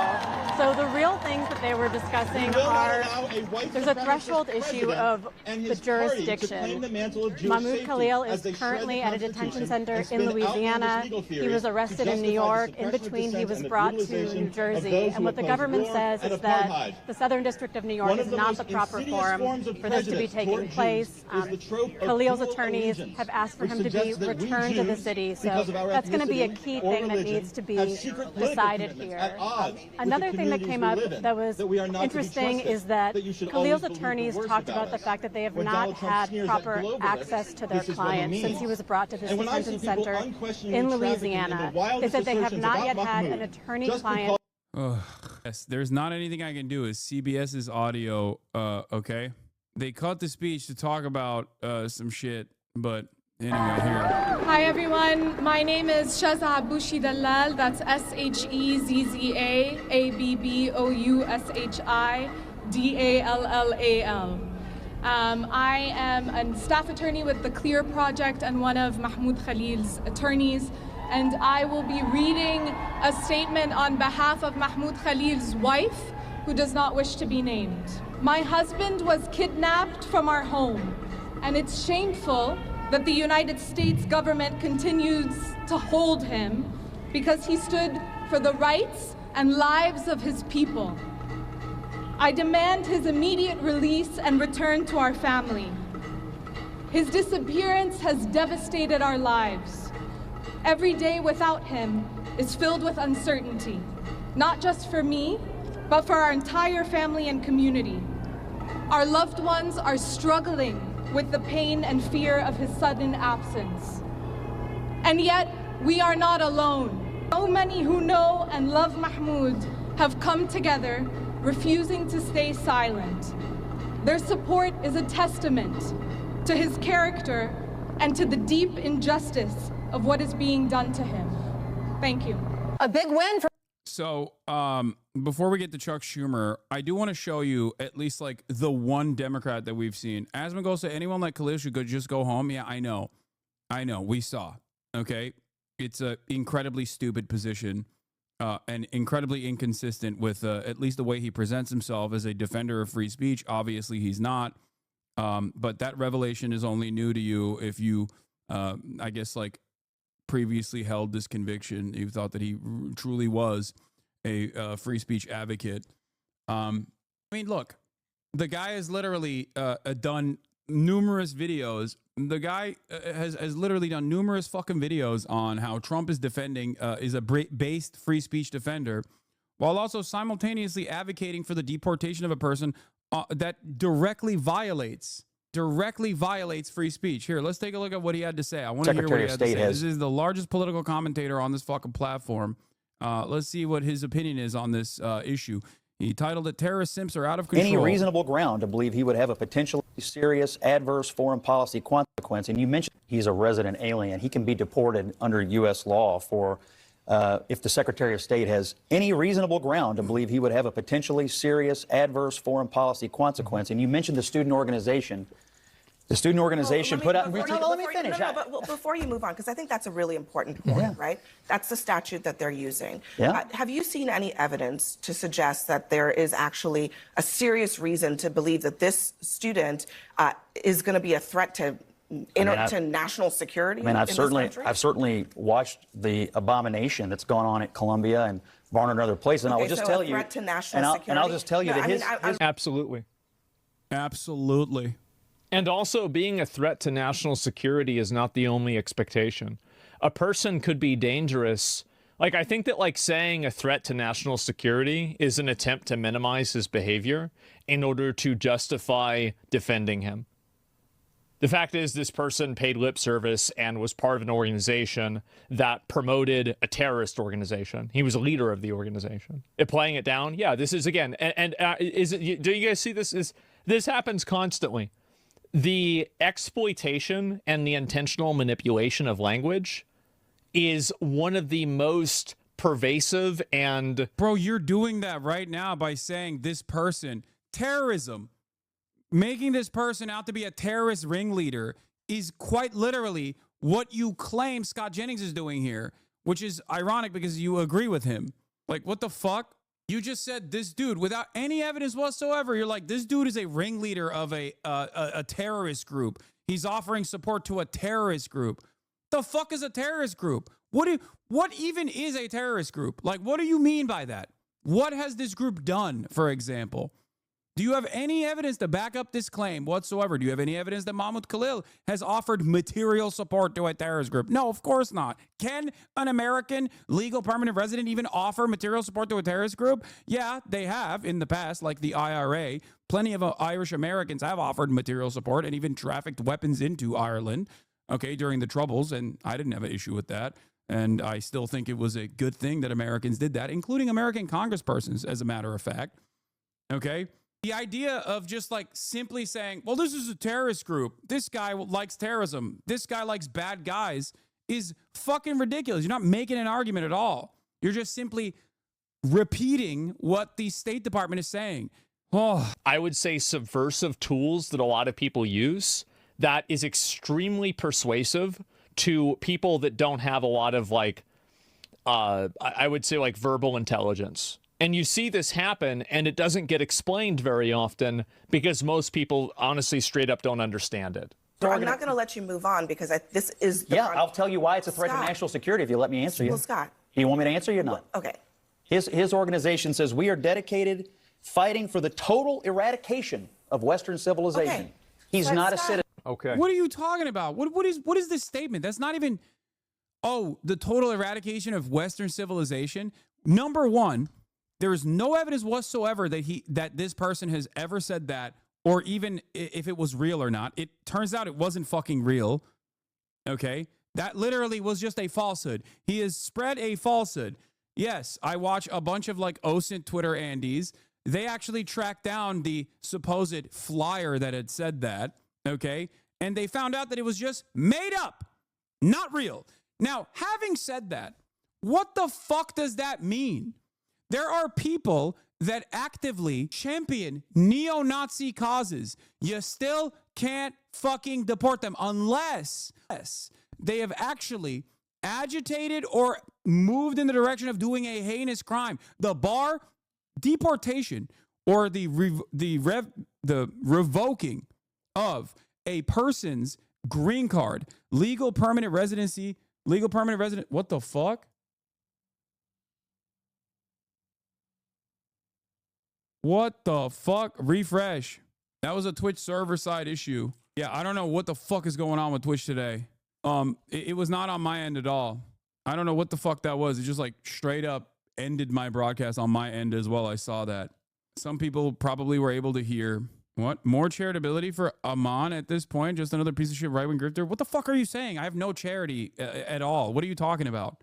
I will extend charity to people as long as, one, they are being charitable and actually covering the subject matter from a position of authority with a little bit of interest in understanding it. If they're doing unrestricted right-wing propaganda, it's over. It's done. No more fucking charity. What are you talking about?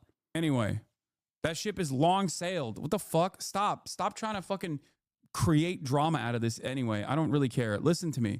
Listen to my words. Okay? This right here is not even like historic fascist apologia. Okay? This is active current day fascism that's taking place, and he is championing it. It's completely unacceptable. It is completely fucking unacceptable. The only reason why he can get away with saying this shit is because the government is doing it. So when the government is doing it, you can get away with saying whatever the fuck you want. If the government was, as it did in the past in the antebellum South, was participating in chattel slavery, for example, yeah, you could actively say it's awesome and defend it over and over again. In a situation like that, it would not be considered unacceptable. As a matter of fact, it'd be considered unacceptable to say chattel slavery is unjustifiable. Okay? Understand that. This is so insane, dude. Case closed. Get out. Easy enough. Yeah. How could you possibly debate this? And this what do you mean, how can you possibly debate this? It is directly at odds with the First Amendment. Okay? The standards for every person on U.S. soil for deportation, which is a violent fucking, which is a violent process. Deportation is a violent process, okay? No ands, ifs, or buts. You're removing someone from their life, their livelihood, their family members, their culture, the life that they grew up in. It is an inherently violent act. It's a very violent act. And if the state has the capacity to engage in an inherently violent act such as deportation, they have to have an incredibly high bar to clear. Okay? I'm not going to sit here and say there is no justification for deportations or any sort of legal enforcement. Okay? Of course there are.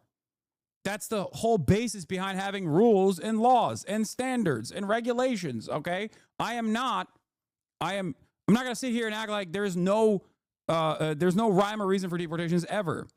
Having said that, this instance is completely unacceptable. And it's not like they are lying. It's not like they're lying and finding reasons for it. Well, I guess Scott Jennings did lie in this circumstance. But the irony there is that what Scott Jennings lied about is still not acceptable for deportation. You cannot fucking deport someone or revoke their green card because they were distributing a fucking pro-Hamas flyer. That's insane. What are we talking about? It is a direct violation of the First Amendment. A direct violation. What the fuck do we have any of these rules for? Glenn Greenwald is correct on this. He says, also, quick First Amendment review. People are allowed to praise whomever they want. I can stand up every day and say, I love Al-Qaeda. I can argue Hamas has the right to use violence to resist Israel. I can urge the U.S. to nuke Iran or Peru. That is called free speech. And yes, non-citizens do get the benefits of the Bill of Rights. Okay? The idea that the Constitution is for U.S. citizens only is fucking wrong. You're just wrong.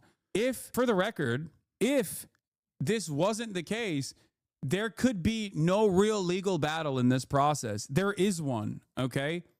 There is one. Can you imagine just being like, hey, the government, like, what happened? Remove your own personal perspective about Israel from the matter for one moment, if you are even in here and found yourself watching me, even though you're pro-Israel, okay, accidentally.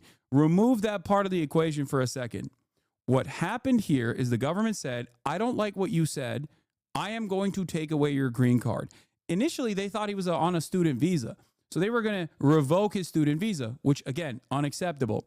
Then they found out that he had a green card. Okay? Then they were like, fuck it, we're going to revoke your green card. And then they actively said, this is the reason why we're revoking your green card, because we don't like what you have to say. That is insane. How can you fucking defend that? That is completely insane. It is completely unacceptable.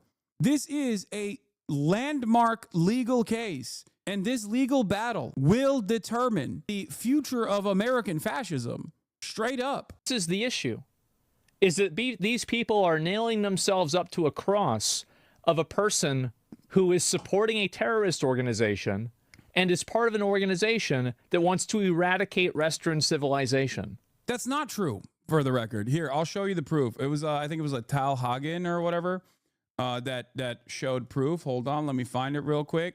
That the Western civilization flyer or whatever wasn't real. I will tell you once again, even if it was, that's still not a bar that you can fucking clear for deportation or the revocation of a green card. It's not. Okay? You can't fucking do that. I need you to understand. You cannot do that. Here's a misinformation, disinformation researcher, Tal Hagen. Based on an OSINT review, the original post is alleged to have been uploaded by CUAD is highly likely to have been real. This is based not on... Wait, what? The original post has been uploaded is highly likely to have been real. This is based on not trusting... I thought that you said that it wasn't real. We are Westerners... Wait, what? Heads up, this is fake. The statement came from a group called Columbia University Bengali Student Association. It was printed on MondoWise on August 4th, 2024, in a much longer essay expressing solidarity with the student movement in Bangladesh.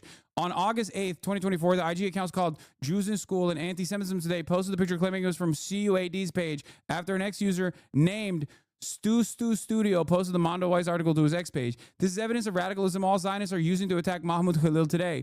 Screenshot of a fake IG post. Tal Hagen says it is highly likely to have been real. The conclusion that it is real based on one important piece of evidence, the link address. Okay? He says that it's real. The first mention of the code is mentioned by the OP MondoWise article, now deleted, written by Hind Hall 46. Hind Hall refers to a hall in Columbia University, renamed by Palestinian protesters. No details are given to the identity of authors themselves. Right deleted post, left of what appears now. This post, real or not, as I have stated, and I still don't think it was real, but it doesn't even fucking matter if it was real, is not enough to fucking deport someone. Okay?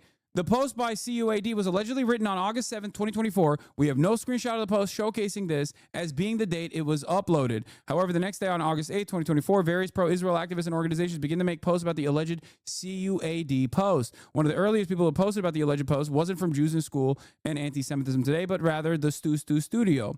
We know this via the inspect tool and covering the time date given. After this post, several different users discussed the alleged post from the CUAD, including those two aforementioned Instagram users. Campus reform. What's the next steps? Sources for these pages claim. All the previously mentioned posts, besides the Instagram duo and the New York Times, provide an alleged source of the original post by CUAD. All of them lead to the exact same link address. Okay? They're saying that this post that was highlighted and elevated by pro-Israel accounts is a real post that they had actually briefly mentioned on their story that came from initially a student group, a Bangladesh student group.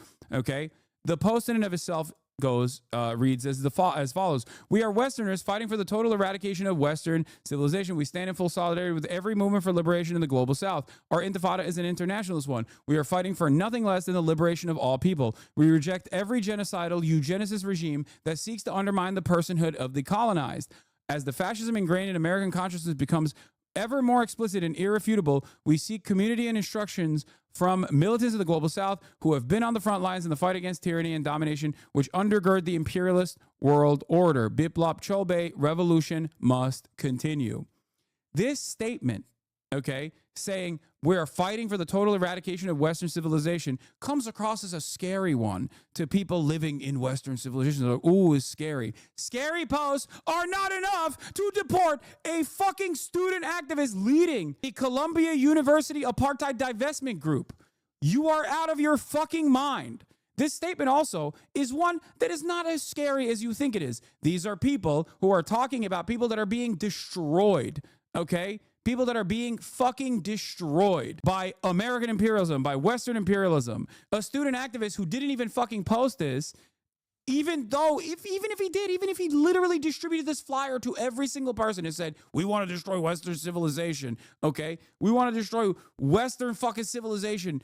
It's completely unacceptable that like Western civilization is destroying our lives. We live here. We want to do everything we can to basically stop American empire from destroying the global South. Even if they said that every fucking day of the week, you cannot deport the person for saying that. That is fucking insane. Oh, I don't care if this offends the sensibilities of liberals. If you are a liberal and you care about the First Amendment, this is a direct violation of the First Amendment. Holy fuck.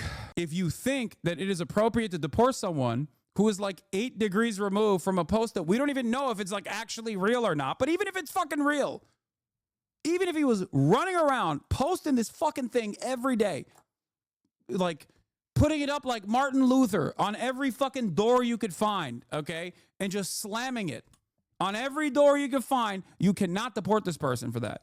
That is ridiculous. The fact that this is it, the fact that a post that they claim was reposted by the Columbia University Apartheid Divest Instagram account is enough for one of the fucking lead negotiators in the CUAD.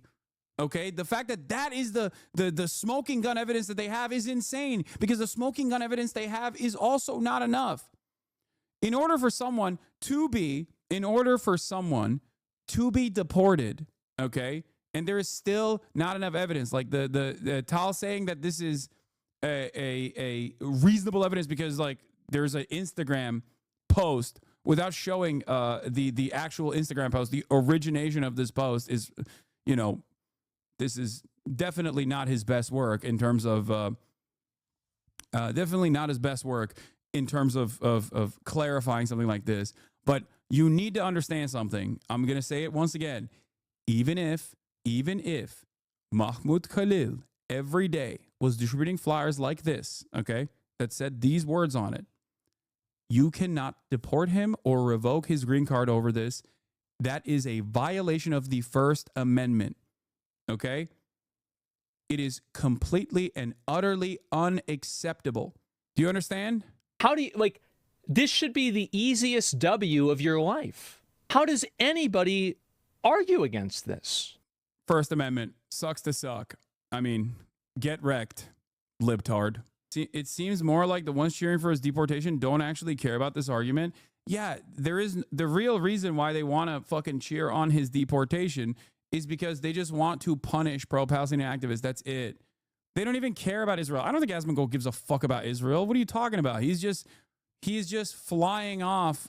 He's just flying off on anything that is like pro-Trump or pro-right-wing, pro-MAGA. He's just, you know, saying this is great. It's based. That's his position here. It's Couldn't a lawyer argue that it's a terrorist threat to the U.S., which has the ground to remove a green card genuinely? No. I mean, they could try and argue that, but it's completely fucking unacceptable.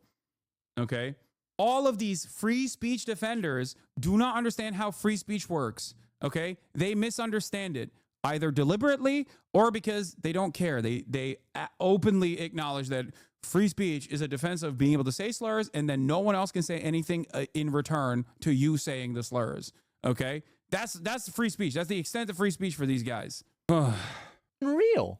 Why doesn't Asmon use the politics tag? What is this shit? Yeah, that part I don't understand. I don't understand how Twitch has not enforced Asmon to use the politics tag. I don't know. People say he doesn't use it. I'm shocked if that's the case, considering that we literally watch the same shit. And if I don't use the political tag, I'm sure he's using it. Because if he doesn't use the politics tag, he would get fucking banned. Described him having viewpoints that you disagree with. He's not using it right now. I don't think you're correct on this. I'm sure he's using it. Yeah, intended for certain audiences. He is using it. You're wrong. Why do chatters come in here and say wrong shit? He is using it. It says intended for certain audiences, may contain politics and sensitive social issues. He is using the politics tag. You guys are so fucking stupid, dude. Some of you motherfuckers are so goddamn dumb. You don't even do like 3 seconds of research. You just come in here and you just say some shit. And if I don't immediately check it and I read you fucking saying it, okay? I read you fucking saying it. You just create a fantastic opportunity for someone to clip that and be like, Hassan is lying about Asmondgold. Why do you do this? Do your fucking research, man. Again, this dude, it's actually insane how manipulative the language is. Viewpoints that you disagree with. Oh, well, that's, you know, this abstract, like personal opinion, just a general. People are talking about the tag in the bottom. No, that is a tag that I put on my own stream. That's not what we're talking about. This is a separate tag. Whole idea. Again, you see how this is happening. What crimes did he commit personally to deserve deportation? It's hard to say whether he committed a. Yeah, even members in his community. Are like, what are you talking about? What crime has he done? Crime. But there's a higher standard of conduct for people that are green card holders than people who are naturalized citizens. Yeah, there's a higher standard of conduct. No, there isn't. No, there isn't. No, there isn't. They still get First Amendment protections. If they didn't, green card holders are one step removed from the naturalization process. Full-blown naturalization implies that you can vote. That's like the major distinction, okay? As a green card holder, you can't vote. But and also you, I think, have to tell the government if you're like out of the country for extended periods of time. But beyond that, green card is basically a placeholder until you get your full-blown naturalization. This argument is wrong regardless, okay? There is no higher standard, as in you can't do certain things beyond what I just described, okay? Especially as it pertains to free speech. There is no fucking higher standard there. It's just wrong. It doesn't make any sense. So much of conservative commentary, and not just from Asmondgold, but just in general, so much of conservative commentary unironically just comes from someone not knowing basic facts about a situation and just going off on the incorrect assumptions that they've made thus far. That's it. And I'm willing to bet if he was pushed on this position, he would turn around and bring up what I just said, which is, well, green card holders, they have to let the federal government know that when they have to leave the state for 6 months, or they can't vote. So there is a higher standard. It's like, yeah, not on fucking speech though, okay? You're not, that's, in this process, it does not matter. What you're describing does not fucking matter. Green card holders are de facto citizens, okay? And this protection does not just extend to green card holders. It extends to everyone on U.S. soil. It's supposed to extend to everyone on U.S. soil, okay? If it did not, then the American government could unconditionally and unironically go up to a fucking area where there's a lot of tourists and round them up. No due process. Just, you're a tourist. You have no rights. Can you, think about that? You have no rights, baby. You're a fucking tourist. Sorry. We can kill you and torture you now because guess what? We've decided you have no fucking rights. And he wasn't meeting that conduct, so he's getting deported, hopefully. I heard that it got blocked. It did get blocked, or it is and there in the should process be. of being Yeah, blocked. they should be, and I support this completely. I hope they do this to more of them. We have enough troublemakers in the country already without importing new ones on green cards to start even more trouble.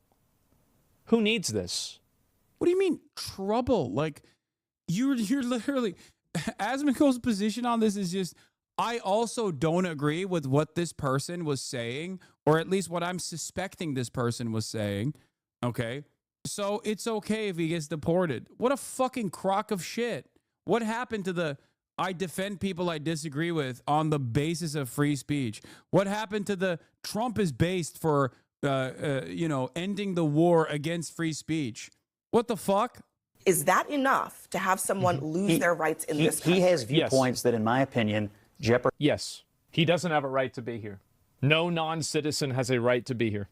The security of the United How? States. But how? He is obviously a radical who is here to foment. No, he's not a radical at all. Violence against the United States government. He's not a radical at all. He's not. He's not. He's just not. He's not. He's not a radical at all. Taking a moral position against a genocide and an apartheid is not a fucking radical position. Okay? What the fuck? And he's also claiming something is radical, claiming something is a radical statement is not enough to fucking justify deportation. Oh my God. part of an organization that wants the total eradication of Western civilization. That's not radical. Do you want to know what I think is really sad? Is that I believe them. I think that's not radical for them. I know this helps your content. I applaud someone with common sense. You're just tired of this crap and face-palming hard at their stream. Like, what the fuck is wrong with people? No, I think that it's a difference of opinion. Yeah, exactly. I don't mind this at all. And I think that it's important to call this kind of stuff out, because I think this type of, especially like verbal manipulation, is so pervasive nowadays. You're doing verbal manipulation by saying someone is a terrorist, by saying someone is a radical, and not actually addressing the meat of the fucking argument. That's what you're doing. You're saying, oh, well, yeah, apparently the Columbia University he didn't even say that. Scott Jennings basically said, oh, no, this person actually wants and has said that he wants to eradicate Western civilization. Okay? That's what his claim was. You didn't even do any fucking research into it. And you also didn't even look into whether or not that is an appropriate reason to deport someone. That right there is unironically what you're claiming other people are doing here. And most people, I'm going to be honest, don't even notice it. Thank God you're woke enough to notice it, though. What's to destroy Western civilization against the United States government? You're saying eradicate Western civilization doesn't make you a radical? Has he acted in any way that is violence against the United States government? I think these protests. What a great argument. That is a great argument. Yes, that is actually the bare minimum argument here. Yes. The standard for deportation has to be insanely high. What are we talking about? Yes, you have to literally do violent acts at the behest. You have to do like literally an act of terrorism. Not just like what the American government considers terrorism, like what most people would understand as like fucking violent, like a violent act. If you put a pipe bomb in someone's, I don't know, someone's backyard or some shit. Like, yeah, that is how high the fucking standard for deportation is. What the fuck? Saying words that I disagree with is not a standard for deportation. The entire conversation that we're having right now is that the Trump administration wants to make that a bar for deportation and revoking someone's fucking green card. That is insane. Oh my God. We didn't even fucking revoke the citizenship and deport the Boston Marathon bombers. What are we talking about? Like, think about that, dude. Think about that. Like, the Boston Marathon bomber, the surviving one, is still in an American prison, okay? What the fuck are you saying? Somebody who wants to eradicate the entire country, we have to wait for them to do it. Eradicate the culture. We have to wait for them to do it before we get rid of them. What a great way to look at it. Yeah, let's wait for it to happen. That's smart. And the violence. The Boston Marathon bomber became a naturalized U.S. citizen on September 11, 2012. Okay? Dzhokhar Tsarnaev became a naturalized U.S. citizen on September 11th, 2012. They could have denaturalized him then. You know why they didn't? Because you don't fucking do that. That's a crazy thing to do. That's a crazy thing to fucking advocate for. They have fomented, and the intimidation and fear against the Jewish kids on these campuses is absolutely an act of insurrection against the United States. I don't think the American speech, Scott. That's enough. Look, look, what they have. Yeah, it is. Categorically, it's enough. And I think that every normal person in America would say that they want somebody deported who is actively a supporter of a terrorist organization and wants the eradication of Western civilization. Any normal person who's not been radicalized by the internet, if this person is not a citizen, get them the fuck out. And also, let's apply a little bit of logic to this too. This is what I said. Oh yeah, I can't wait for the logic, dude. Let's apply some logic. Johnny Somali goes to Korea and he acts a fool. Korea puts him in jail for 10 years. Everybody's happy. Wait, Johnny Somali went through the fucking legal process because he was in violation of numerous laws. He did crimes. This person didn't. That is the fucking point. You can't just say something is a crime because I don't like what he's saying. That's the whole point. The entire reason why this is a extension and a violation of precedents is because he didn't do a fucking crime, let alone one that justifies the revocation of his fucking green card. Johnny Somali didn't go to Korea and was like, I don't know, I love the DPRK or something. And I don't even know if like there are actual free speech protections in Korea against that sort of thing. He went and he harassed people routinely, and they still haven't deported him. That's the other thing. Like, and do you want to know one of the reasons why Koreans were so angry? It's because he was trying to like dry hump. Dude, no, he said that too, but that's not what. Okay, once again, that is not the only thing he did. Okay, that is not the only thing he did. That's number one. Number two, rules and laws as far as like being a public fucking nuisance are entirely different in a place like South Korea or in a place like Japan. That's number two. Number three, he was on a fucking tourist visa. He wasn't a green card recipient. Okay, he's not a green card recipient in the United States of America, where we have free speech restrictions. Restrictions as in restricting the fucking federal government from taking criminal action against someone whose words you don't like. This is not an apt comparison, especially considering that, once again, Johnny Somali as a tourist did crimes. Okay, this person is not a tourist. He has a green card and he didn't do crimes. This is an entirely separate fucking position. One of the like Korean comfort women statues that were like relics of World War II because of war crimes.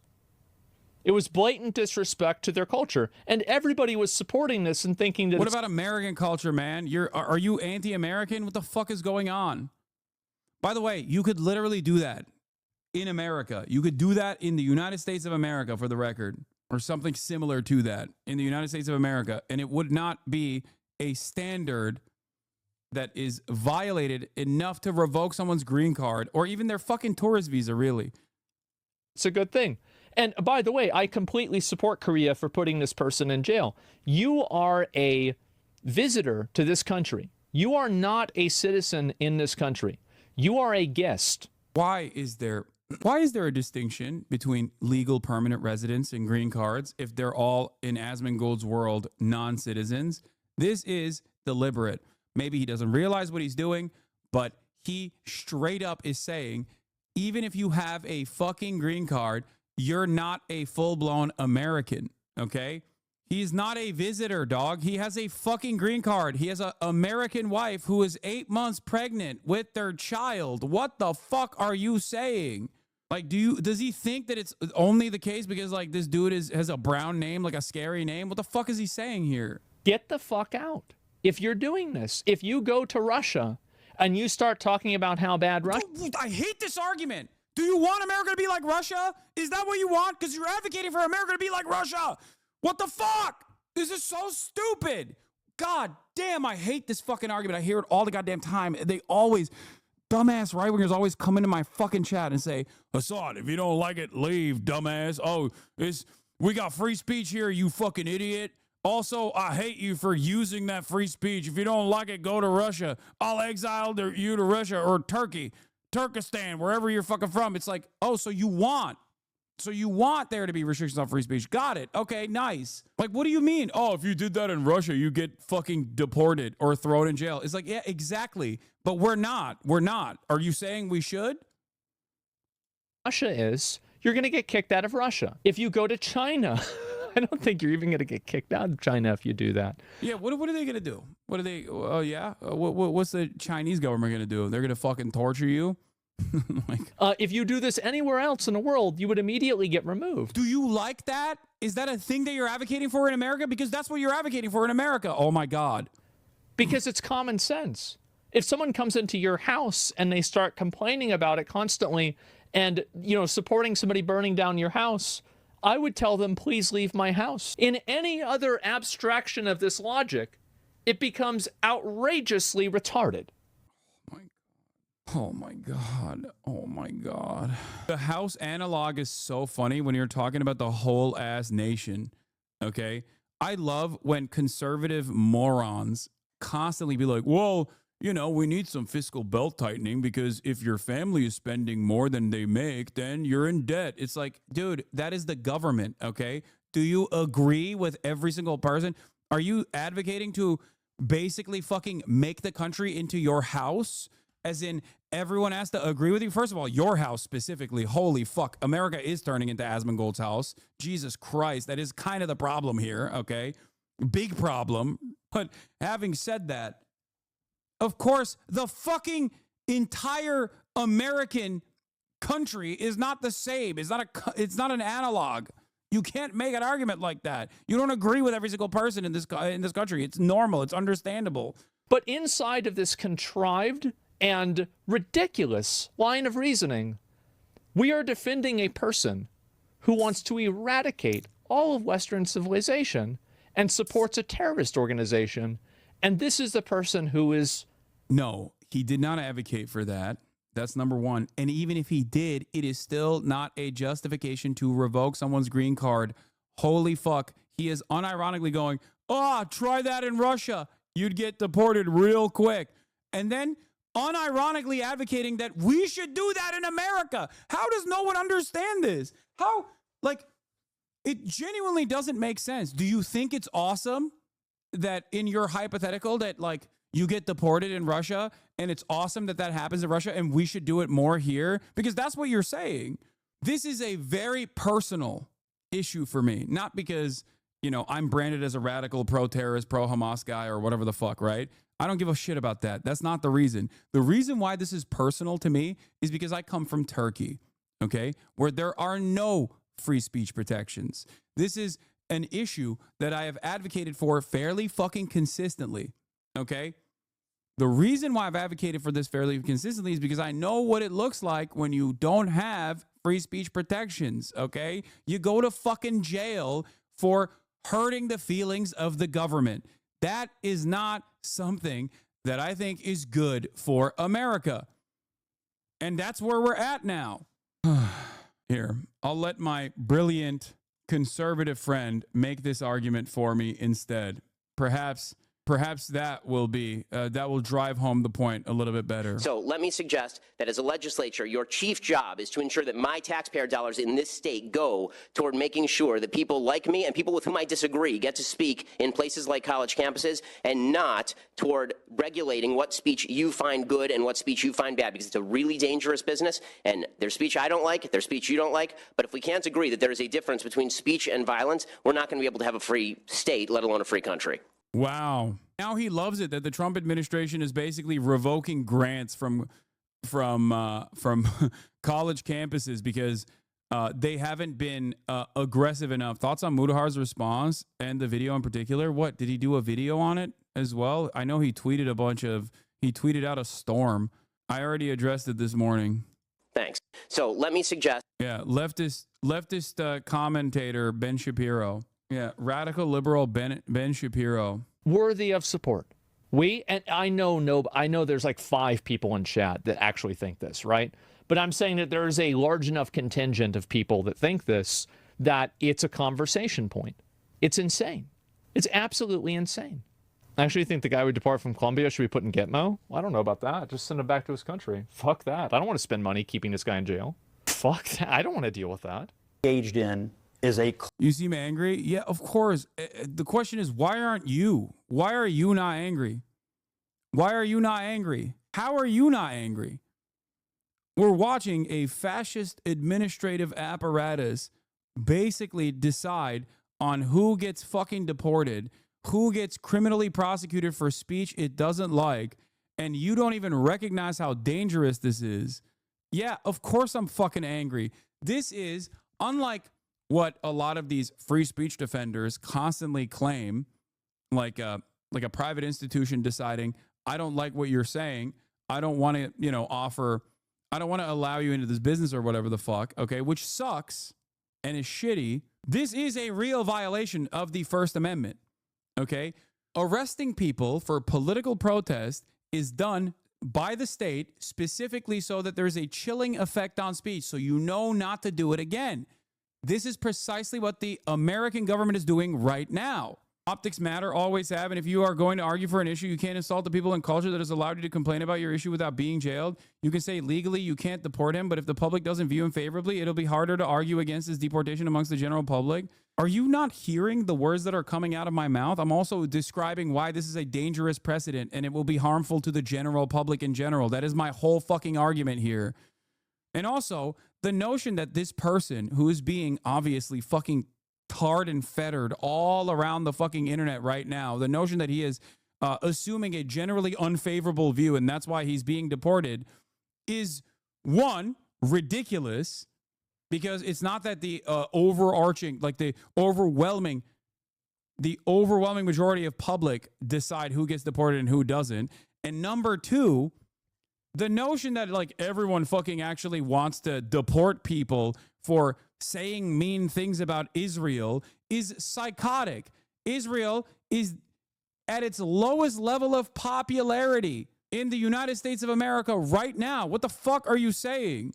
Politicians and those in positions of power are infinitely more pro-Israel than the average person in the United States of America. What? So the guy's a terrorist supporter and a ringleader of an organization committed to supporting said group, and these guys unironically think they should be let free in their own countries, openly operate freely instead of imprisoning them here. Even at their foundation, these arguments make zero sense. Oh, yeah, you're saying that even the notion that he is like a terrorist ringleader and that's why, therefore, he should be freed and go do terrorism in a foreign nation is a stupid argument. Yes, if you follow it to its fucking logical conclusion, even though the underpinning, the underlying premise is completely false, but even if we just dropped that fact for a moment, okay, in that process, yes, when you follow it to its fucking logical conclusion, it's ridiculous. The poster mentioned Western civilization, not Israel. You are a fucking moron if you think that that's what he said. You don't know anything. You're not coming here with the actual fucking facts. It is a poster that was fucking reposted by CUAD allegedly. He never said it. And even if he did, it still doesn't fucking matter. Even if he did fucking literally go along, like, dude, Americans are supposed to defend the values of free speech regardless of whether they agree with what is being said or not. Okay? This is the conversation that we're having. What the fuck are we doing here? Clear threat to the United States. And if you want the United States to be overrun by radicals the way Europe has, be my guest. But I think the president needs to stand up for the integrity of the United States. What is the threat? The threat of our country being, and our college campuses being overrun by radicals who are trying to run Jewish kids off of campuses. Yes, they are. They're not. UCLA. They're not. They never. I was there at UCLA. They were not trying to do that. You're a fucking liar. You're lying again and again and again. As a matter of fact, the protests are led by Jewish students. Shut the fuck up. Oh my God. But hey, guess what, dude? You know the thing that Asmondgold hates? The narrative massaging and the manipulation and lies and the exploitation of language? That's what's happening here, but I'm sure he won't fucking call it out. Or maybe he will. Let's hear him out. It's not about whether they're Jewish or not. It's got nothing to do with it. Like, if he was doing it towards like white people, black people, anybody like that. And also, like, this is another really good component to it, is that if this was a person who was a white person who's come here from another white country and they were joining the KKK, everybody in this panel here would be saying to deport them. No, they wouldn't. No, they wouldn't. You don't know that. I wouldn't. I think it's fucking ridiculous. Unless they have actually committed a violent act, I don't think that people should be fucking deported. What the fuck? No. People do care about this. I hope people understand. People do care about this, okay? Look at fucking Elon. I jokingly say Elon should be deported because I know it'll never fucking happen. But like, that's the case. Elon Musk himself is a perfect example of this. Elon Musk literally lied on his visa. He has legally, the government legally could deport him. The government legally could say, hey, you lied on your student visa. Hey, guess what? You actually fucking dropped out of school. You were not supposed to do that. And you are not legally here. That is a direct violation. You can actually fucking deport someone for that, okay? This wouldn't even be someone joining the KKK, by the way, okay? This would be someone like Asmondgold, okay? Asmondgold doesn't realize that by defending a right-wing position, he actually, under a Brandon administration, let's say, he would be advocating for his own deportation or his own denaturalization. That's the point that he doesn't understand. It's not, he didn't fucking join Hamas, dumbass. You can't make this fucking comparison. It's just someone who says, I don't like genocide. I'm making demands alongside the rest of the student body as a green card holder. It's as though you decided under this woke Kamala Harris hypothetical scenario, okay, where we're doing DEI only, okay, nothing else. We decided that everyone and anyone that has any conservative opinions that the Democratic Stasi-backed state has decided is wrong and inappropriate, they will now be able to unjustifiably deport all white people or all people that are saying, you know, I'm a conservative. That's what it's like. That's the actual comparison here. Not that like someone joined the fucking KKK or whatever. And even then it's not appropriate. Drop Sites Ryan Grimm discusses how the Trump administration argues. Okay, here. That they don't. Here, let's hear what Ryan Grimm had to say about this.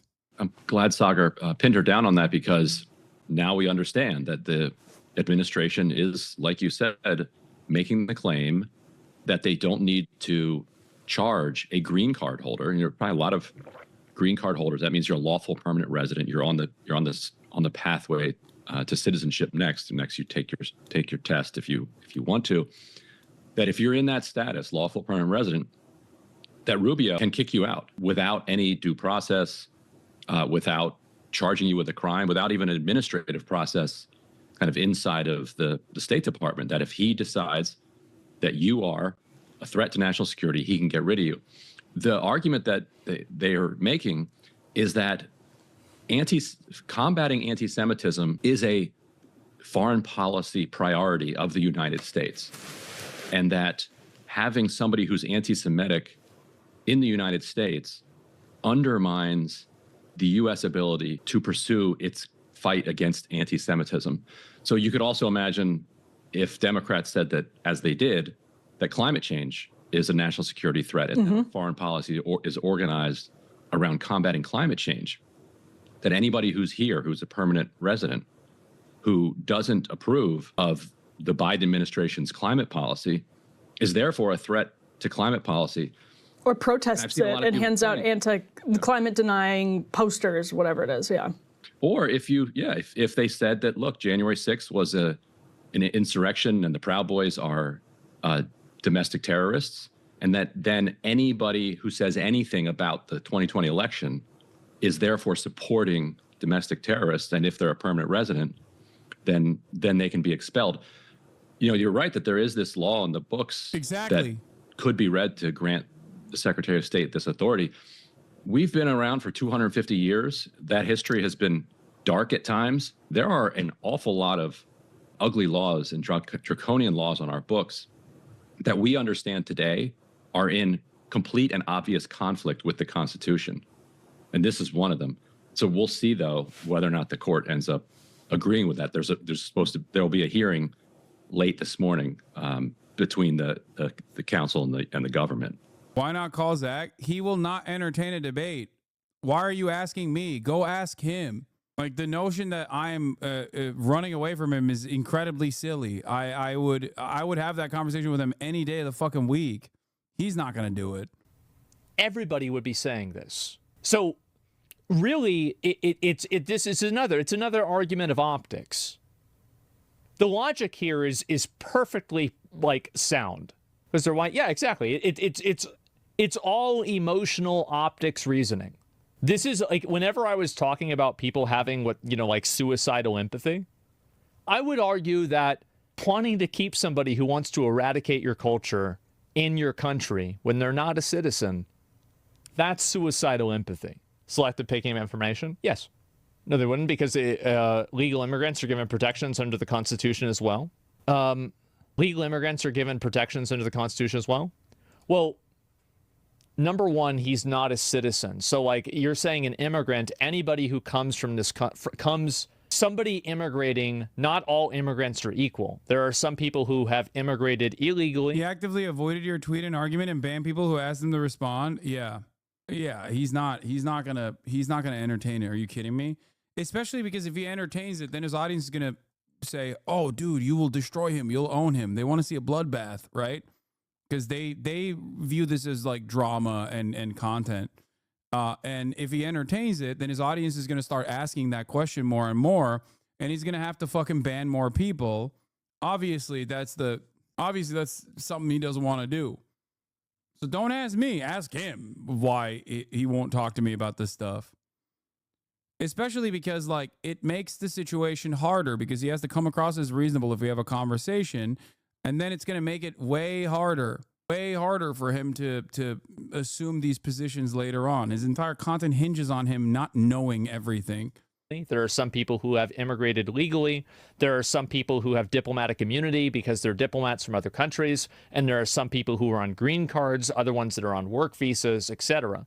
So for you to just say immigrant and using this broad term, this is another, again, intentionally dishonest use of language. Again, asylum seekers, yes, another intentionally dishonest use of language in order to push an agenda that is... No, dude, it's the fucking current government that's using intentionally dishonest language. This is ridiculous. The lack of self-awareness is crazy. No, I think they're conflating the Constitution applying to immigrants within the U.S. versus applying to them within their own country. Why? I can't understand why people listen to this guy as a question that you guys are asking. There are a lot of fucking dummies out there, man. That's it. Asmondgold's popularity is a placeholder for the popularity of this kind of idea. People obviously want this kind of commentary, okay? That's it. That's it. Asmond just states facts. Yeah, totally. It's interesting because his entire argument hinges on him refusing to address the blatant free speech violation here. So I don't know what facts you think he's addressing in this circumstance, but he's not. He's not addressing facts. Hassan does this a lot where he takes the person's argument and turns it into an extreme caricature of argument. Okay. The easiest way to avoid that is to talk to me on your stream then. You know what? I'm going to apologize first. Apologies if I've misunderstood your argument, but I'm open to, hold on. I'm open to, no. Apologies if I misunderstood your argument, but I'm open to clarification. What the fuck has helped me right? You seem to be entertaining right now. You guys are so fucking stupid. You're so stupid. A lot of you are so dumb. You're a stupid person if you don't understand why I'm writing like this, okay? I'm not going to fucking explain myself. Excuse me. You are stupid. I'm not going to say in person. Talk to me directly. Chad has never heard of TACT. I know. Supporting a person who's part of a group that's an advocate of terrorism, that is very unpopular position to have, getting rid of people that support terrorist orgs on a green card here. I would say 80 to 90% of the population agree. Yeah, that's a ridiculous statement, okay? His argument immediately hinges on, I assume that everyone agrees with this, so it's good. That's ridiculous. Is the fake flyers really the key to all this, in my opinion? No, it's not. Because the flyer itself, even if it's real, is still, okay, you know what's popular? Free speech is popular, okay? You know what's unpopular? A direct violation of free speech. That's unpopular. You know what's not popular? Fucking Israel, okay? Sure, Hamas, not exactly a popular organization in the United States of America, but it doesn't matter. Violating free speech at the behest of Israel is an incredibly unpopular thing to fucking do. It is also an incredibly dangerous precedent to set. In my opinion, massively regressive. He said legal immigrant. Yeah, but there are multiple types of legal immigrants, and each one has a different classification and expectation. And also, like, some legal immigrants are citizens, some are not. The bar for behavior for them is different. Here's the truth. If this guy was an American citizen, I would completely support his right to do this. But he's not. Hamas is internationally labeled terrorist org, therefore any propaganda for it on American soil kind of violates free speech. No, it doesn't. You don't know anything. No, it does not. What are you talking about? No, It does not. That's the you can in the United States of America, you can literally fucking say you love Al Qaeda, you love the KKK, you love Nazis. The government can't fucking deport you over it. What are you talking about? It is also constitutionally protected. He's saying he won't talk to you because you're intentionally being dishonest. That's cowardice. Okay? That's cowardice. I have always extended charitability to Asmondgold every single time I've had a conversation with him. That is definitely him refusing to have this conversation because he's worried. That's it. Asmond says he doesn't want to engage with you right now. He says he thinks you're making a mistake for being extreme about this. I don't think I'm making a mistake. I think what's extreme is the federal government deciding speech that I don't like means you can get deported. That's extreme. It is an extremely un-American thing to advocate for. I think that is the real extremism here, not me defending that.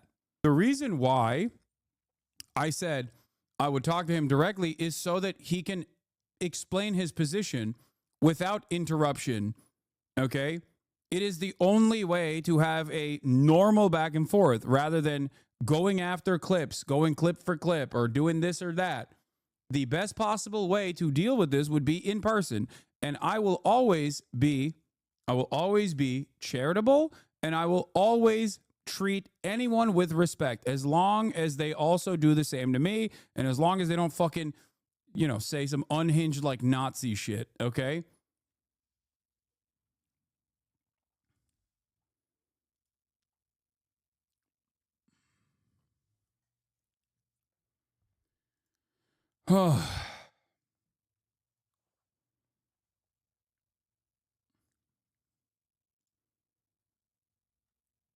Yeah, your right to say something depends on what the administration thinks of it, which is no free speech at all, said Will Creeley, legal director at the Foundation for Individual Rights and Expression, a nonpartisan First Amendment group. I think the reason why he doesn't want to talk about it is because this way he can isolate his community from hearing a alternative perspective, because he's not very open-minded. I am not afraid. I am not afraid of hearing different perspectives. I do it every day, and I'm willing to entertain Asmondgold's perspective that is different than mine. Is it his shock that he's getting pushback? We have enough terrorists here that we have to support their First Amendment right to be fucking terrorists. We have enough of them. We don't need to import new ones. No, you would not. Why do you think I wouldn't? Insane agenda? No, we're not. No, why do you think I wouldn't? This has got people fired up. A lot of people got a lot of opinions about that. Yeah, people are really upset about this. And also, what's the logic? If somebody is a citizen, then how could we deport them? Where would we deport them to? What is this? Hen Mazik is tweeting about me. Nice. What is this? The day of judgment will not come until Muslims fight Jews and kill them. Then the Jews will hide behind the rocks and trees, and the rocks and trees will cry out, "Oh, Muslim, there's a Jew hiding behind me. Come and kill him." Article 7 of Hamas's founding charter. What the fuck does that have to do with anything? Why is he just, is he claiming that I'm saying this? Like what? But the claim, without any evidence whatsoever, that the Hamas were rapist savages that were simply interested in kidnapping people exclusively because of... Dude, what's funny about this argument is that, like, virtually every single fucking person, with the exception of, like, maybe a dozen, that were around when the Hamas original charter was written is fucking dead. Like, what are you saying? This is from 1988. What the fuck does this have to do with anything? The argument that I'm making is that the operational principle of all Palestinian emancipatory movements is not guided by anti-Semitism. If you have to go all the way back to fucking 1988 to be like, see? When the dudes that fucking wrote it are all fucking dead, is idiotic, especially when they rewrote it in 2016 or 2017. I was around in 1988. What are you saying? Yeah, but you're not a Palestinian, and Israel didn't fucking kill your parents. Also, there's never been a moment where I've defended this anyway. What the fuck is this? What do you say to someone who goes, but they haven't changed the charter since, so they endorse it? You tell them, what the fuck are you talking about? They haven't changed the charter. Yes, they have. They have. What? They have changed it. They did. In 1988, I wasn't even alive back then, obviously, but in 1988, when Hamas wrote that charter, they were initially becoming a fucking tiny, marginal political movement. They were nothing. Jesus Christ. Anyway. Really? Like, where would they go? Like, are we going to have, like, I don't know, we can send them to, like, El Salvador's prison or something like that? It doesn't even make any logical sense. Usually agree with you, but I don't today. No. What I'm saying, I'm at work. I can't type it all out. So protesting is cause for deportation. Protesting, that's fucking retarded? Yes. If you are protesting in support of a terrorist organization and you're not a citizen, absolutely. Yeah, we should have deported every fucking Irish American that offered literal material support to the IRA. We should have deported every single fucking student protester that was a green card holder for protests against the Vietnam War. We should have deported every single fucking protester that protested during the civil rights movement. We should have deported every single fucking protester that protested against apartheid South Africa. Like, what the fuck, man? You can only have this kind of confidence in this kind of statement if you personally don't realize that it'll never happen to people that have your opinions. Okay? You're just like, you're confident in this position because you think you're confident in this position because you think it'll never happen to you. That's it. The underlying basis for like conservative advocacy always revolves around it'll never happen to me. Yes, 100%. Like, I would absolutely support that. Get the fuck out. You are a non-citizen. But isn't what he was promoting a direct violation on his green card? No, it's not. It's not. It's not. It's not. It's not. It's not. No. Okay? It's not. It is not even a violation for non-citizens. Like, he's a fucking legal permanent resident. He has basically the same fucking, on principle, he has the same protections afforded to every other person. Non-citizens are protected by the First Amendment. For a law, yes. It's that's not the same as saying that you would fully support them when you said it was terrorism. Well, okay, so whenever I say I would fully support them, is that a person's First Amendment rights are very important.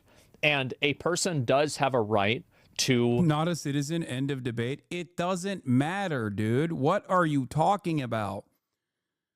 Holy fuck, you are wrong. I don't know how to have this argument with you. I don't know how to have this conversation with you. You are fucking wrong, okay?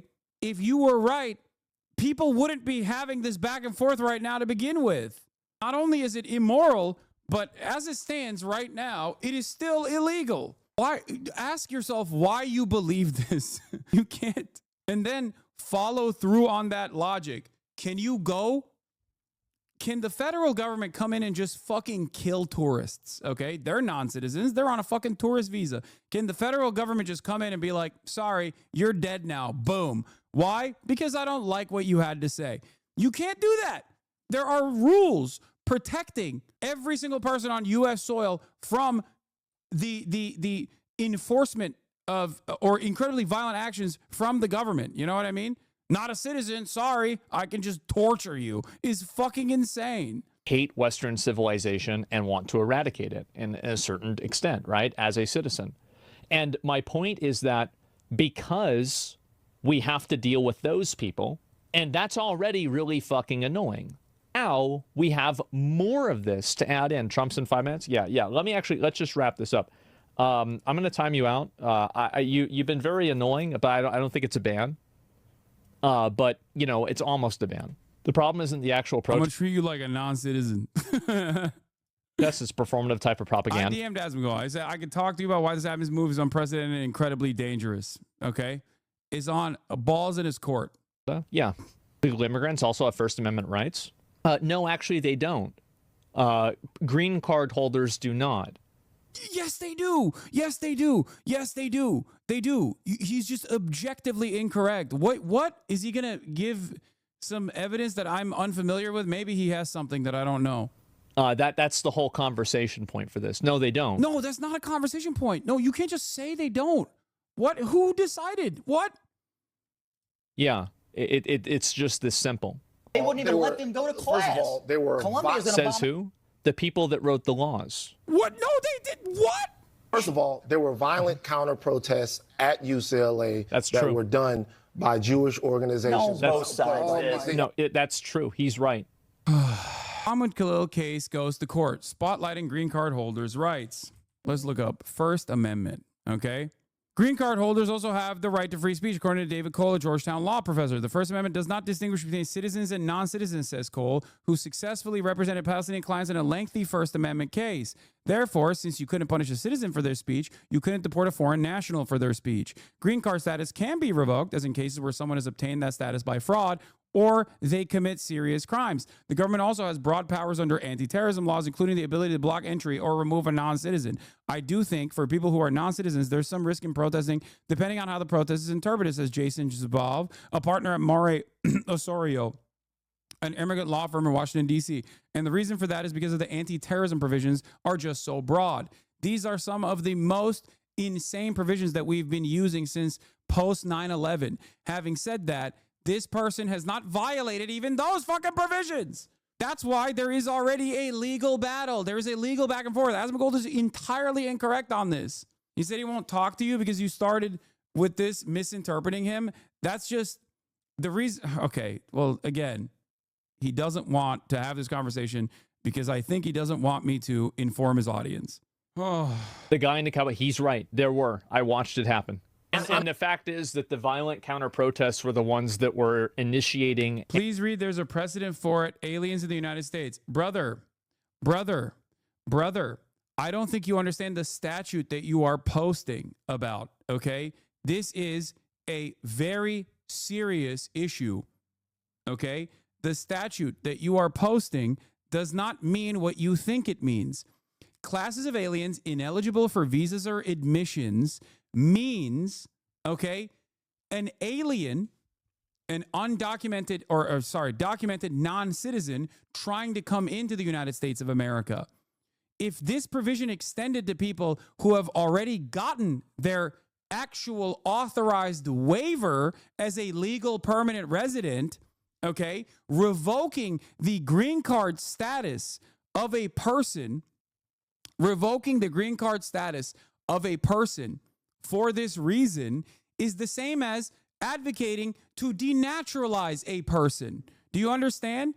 Like denaturalizing a naturalized citizen or even a U.S. born naturalized or U.S. born citizen, a native born American citizen. Okay. Revocation is different than denying a waiver. What is this? Asmond just went over this to prove he's right. And the question within the existing law in and of itself, if that was to be the case, we have to argue on morality as well. Do we think this is a good argument? I don't think it's moral and I don't think it's legal either, okay? This is a double Monty. People are confusing the constitutionality of the residency applications versus presence on U.S. soil. The U.S. government can use shit like Communist Party membership to deny entry into the U.S., but once you're in the U.S., you are granted constitutional rights by virtue of being on the soil. Thank you. Okay? That's why this is incredibly, incredibly important. This case is a landmark case, okay? Waivers are authorized. Waiver authorized, provision authorizing waiver of certain subparagraphs on this paragraph. Security-related grounds. Any alien who's a consular officer, the Attorney General knows, has reasonable grounds to believe seeks to enter the U.S. to engage solely, principally, or incidentally in any activity to violate any law in the United States, terrorist activities in general. All of this is about a denial.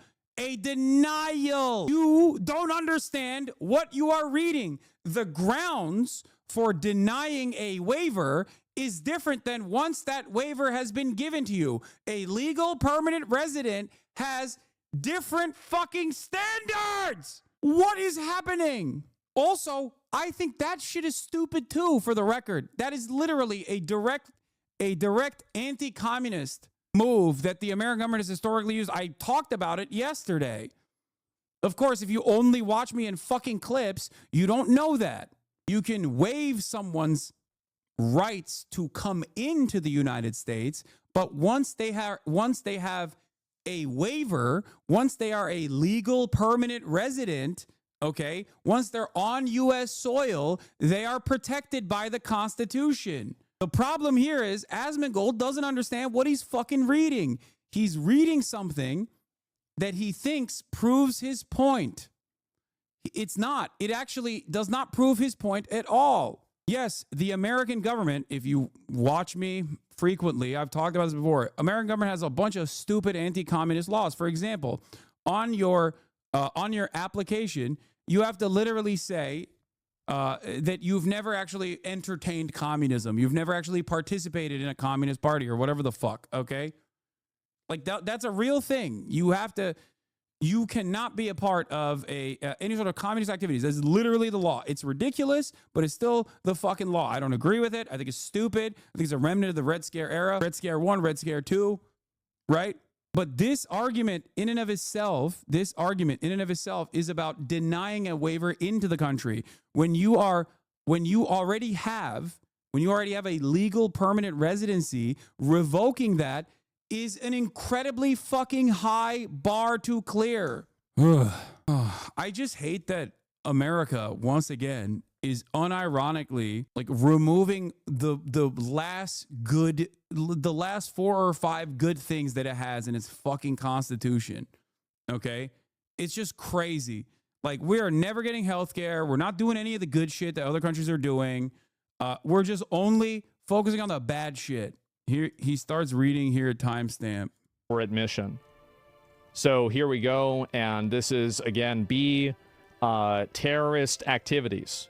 So an alien who has engaged in a terrorist activity has reasonable ground to believe is engaged in or likely to engage after entry with terrorist activity, intention to cause death, is a representative of a terrorist organization. I'm literally DMing him, telling him he's wrong. Like, once someone is a legal permanent resident and on U.S. soil, they are still afforded the same constitutional protections everyone else has.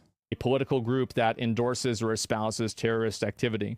So based off of this, if he is part of a group that endorses a terrorist organization, Crash Out then Piker this is not a crash out at all. I'm trying to correct a colleague of mine from making a major mistake in front of 52,000 people who don't know the truth, who don't fucking understand it.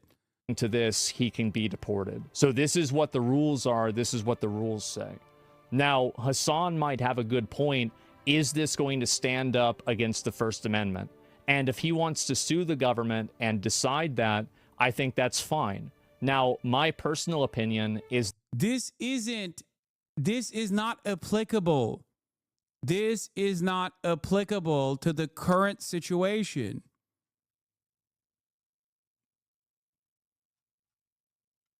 This is not applicable to the current situation. Oh, the current situation is different. This is a legal permanent resident. You're reading a denial of waiver into the country. Yes, the American government can also... Here, I'll give you a great example. Something as stupid as accidentally keeping a fucking banana in your backpack.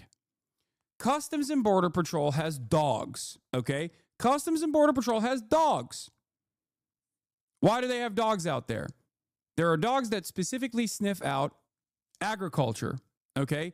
If you come into the United States from an area where you have a banana in your backpack as a tourist, and they find this fresh vegetable or fruit in your fucking backpack, you can be denied entry into the country.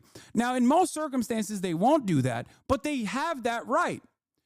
If you have a fucking banana in your backpack, once you've passed that fucking boundary, you can't be removed from U.S. soil. The reason why is because when you're coming into the country, you have a different set of standards than past the point of entry into the country. It's that simple. And by the way, I'm not discounting why there is global biosafety standards. Obviously, it's understandable that the Customs and Border Patrol has this rule. It just comes across as silly, but there is a good reason for it. But that's besides the point, okay? That's it. There are different rules in terms of coming into the country versus once you are inside of the country. It's pretty simple. It's that simple. He read my DM and said if that's the case, he agrees with me. That undermines his entire point that he's conducting for the past 2 days. So all he needed to do was figure out that like non-citizens and citizens alike have the same fucking constitutional protections, especially legal permanent residents. That's it. Like the underpinning of this argument is just like a fundamental misunderstanding of existing law and constitutional protections. He's insinuating that he doesn't think you're right. No, I am. Being blocked from the videos the other day. Let me fail. What? Oh. Anyway, I don't know why so many people came in here to fucking tell me that you're reading the law incorrectly. I'm sorry to say. Wait, what? No. Explain how I'm reading the law incorrectly, or explain to me what the existing law is for this. You have to read A and then drop down to 4C. Wait, what? I'm going to ban you if you're just fucking with me. I hope you understand that. Classes of aliens ineligible for visas or admission. Wait, what? That's A. Classes of aliens ineligible for visa or admission, except as otherwise provided in this chapter. Aliens who are inadmissible under the following paragraphs are ineligible to receive visas and ineligible to be admitted into the United States. Okay? Wait, where the fuck is 4C? Oh, an alien whose entry or proposed activities in the United States Secretary of State has reasonable ground to believe would have potentially serious adverse foreign policy consequences. Again, this is about admission into the country. He is not in the process of applying for a visa. He is a legal permanent resident. He is not in the process of applying for a visa. This is what the State Department thinks is a valid claim. This is the underlying argument, the silly ass argument that they tried to fucking put forward. It's inadmissible. It just doesn't apply in this circumstance, and it doesn't apply at all. You have rights. You have rights as an immigrant. You have rights as a legal permanent resident. You have rights that protect you. Okay? Saying you're reading it wrong, I am not. No, I just don't understand. The notification of determinations is if determination is made under Clause 3, which is with respect to an alien, the Secretary of State must notify on a timely basis the chairman of the Committees of the Judiciary and Foreign Affairs and the House of Representatives of the Committees on the Judiciary and Foreign Relations of the Senate the identity of the alien and the reasons for the determination.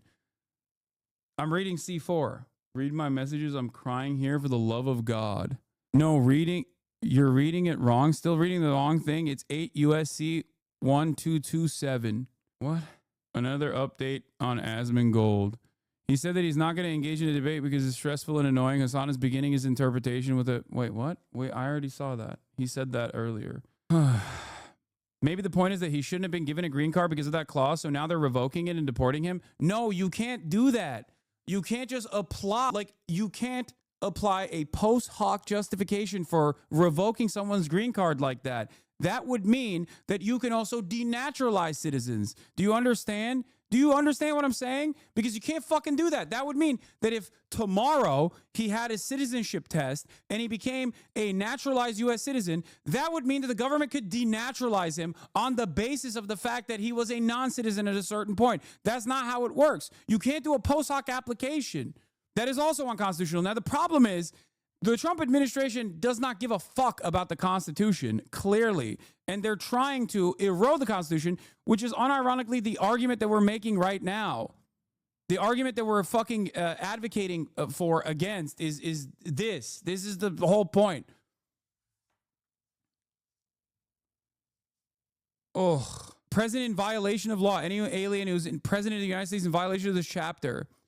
Non-immigrant status violators, violators of conditions of entry, termination of conditional permanent residence in general, permanent resident status. Wait, what? Why do you think this proves your point? I don't understand. He didn't do fucking marriage fraud or anything like that. What law did he violate? That's the whole point. 8 USC 1227 says that if an alien commits terrorism, they're plausible to be deported. Yeah, it's not terrorism. You can't say something I think is terrorism and then fucking deport someone. That's the whole point. That's the whole argument. That's the whole argument.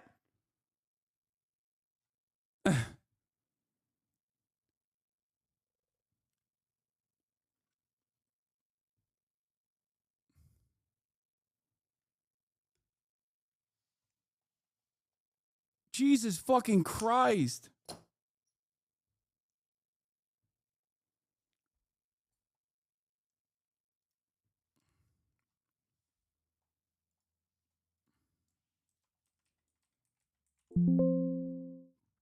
Yeah, any alien who's described in subparagraph B or F section of this title is deportable, okay? Terrorist activities is an intentionally vague designation, but you can't fucking decide. You can't just simply say, I don't like what you're saying, so you're a terrorist. That is insane. That is an insane erosion of constitutional protections that were previously afforded to non-citizens and citizens alike. Do you not understand my point here? I'm saying that the American government, with no care or consideration for the Constitution, is unironically trying to erode a protection. That's the point. That's what they're trying to do. And it is, as it stands, currently illegal. It is also immoral. If they were to turn around, and decide that it is legal now, I would also argue against the dangerous precedent that this is setting. And I am arguing against the dangerous precedent that they're trying to set. The entire fucking debate or the back and forth happening here is that the American government is literally trying to manipulate pre-existing law with very little evidence, with no evidence whatsoever. And they've been, the Trump admin isn't even using this argument. Their whole case relies on Rubio personally signing it. Exactly. How the fuck do people not understand that my anger here, my resentment here, my frustration here, and my fears here are the fact that we are now deciding unilaterally, one fucking guy goes, you're a terrorist. Why are you a terrorist? I don't really need to tell you why you're a terrorist. You're just a terrorist. Now you can get deported. That's fucking psychotic. That is a direct violation of First Amendment.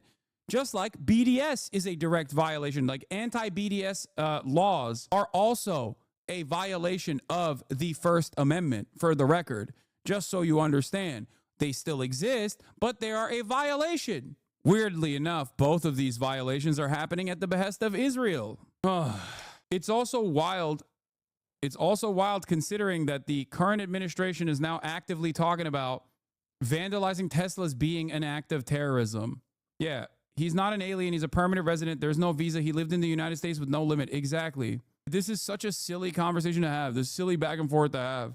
Like, and also when faced with evidence to the contrary, Asmondgold immediately said, if it's true, then I guess he's right and I'm wrong. That's what he said. Legal cause reading that's about denying a waiver when someone's legal permanent resident on soil, it's not as constitutional protections everybody else has. Well, if that's true, then he should stay. Yeah. And it is true. It is true. And that's really it. I mean, like, I think that they need to decide that in the court. Right. And if that's the way that the law works, I mean, I don't really know exactly how the law works. This is what I've heard. Then why did you spend 48 fucking hours worth of content saying? Oh my God. That's if. Yeah, exactly. Now, in my opinion, by the way, this is still my opinion. I don't want to have anybody in the fucking country that's not a naturalized citizen that's supporting a terrorist organization. And I don't think that we need to afford the full rights of freedom of speech to people that are not even citizens to advocate for terror. Okay, you don't like the First Amendment. That's it. You don't like the First Amendment then. You are anti-free speech. That's it. You are anti-free speech. Is chat saying you folded, shaking my head? Wait, what? Are they just imagining alternative realities? How the fuck am I folding? He's the one who's walking back the underlying falsehood that he was operating off of, that he was so confidently talking about, that has now been seen by hundreds of thousands of people. And he's also the one who doesn't want to talk to me. Oh, they're saying you folded, that he folded. They're mad at him. For President. Anyway, I can't believe this is even a point of contention when Khalil was protesting on behalf of all these people. Yeah, we're not even tackling I haven't even been able to talk about the ridiculousness of the claim that he is a fucking terrorist. Like, it's so stupid.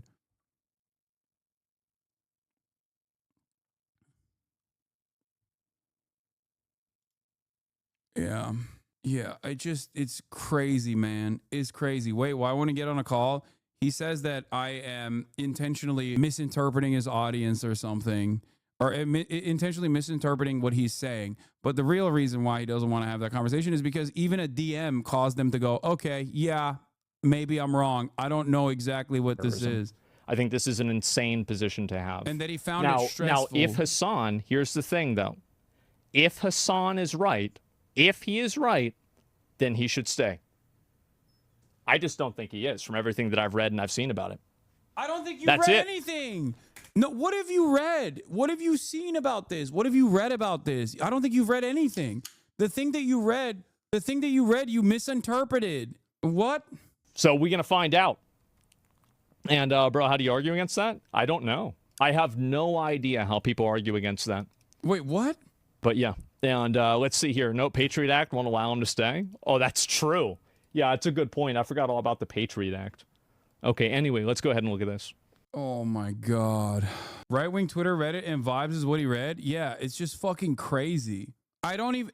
Dude, the thing that he read, he didn't even understand. The thing that he read, he misunderstood. I corrected him. I corrected the thing that he read that he misunderstood. And he just turned around and went, okay, I don't agree with him. I don't believe him. Or if he's right, then yeah, he should stay.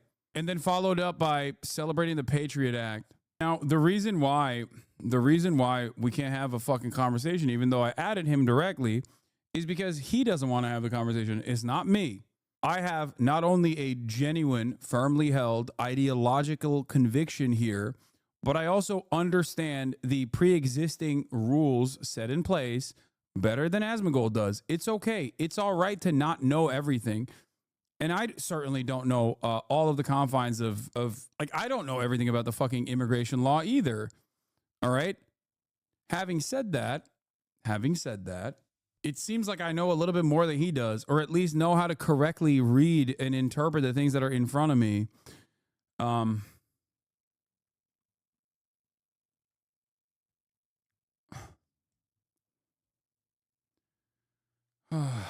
I love how we went from we are getting rid of woke with an executive order to we are deporting people for free speech and buying Teslas to own the libs all in like 11 days. I know.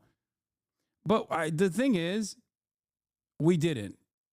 I don't think the American population moved in that direction that quickly. I think that the media is trying to move everybody into that direction. Jaeger Larson, thank you for the 32 community gifted subs. Trump and the Republican Party as the House passes a funding bill. Yeah, we're talking about the funding bill. It passed in the House. There was one Democrat that said yes and one Republican that said no.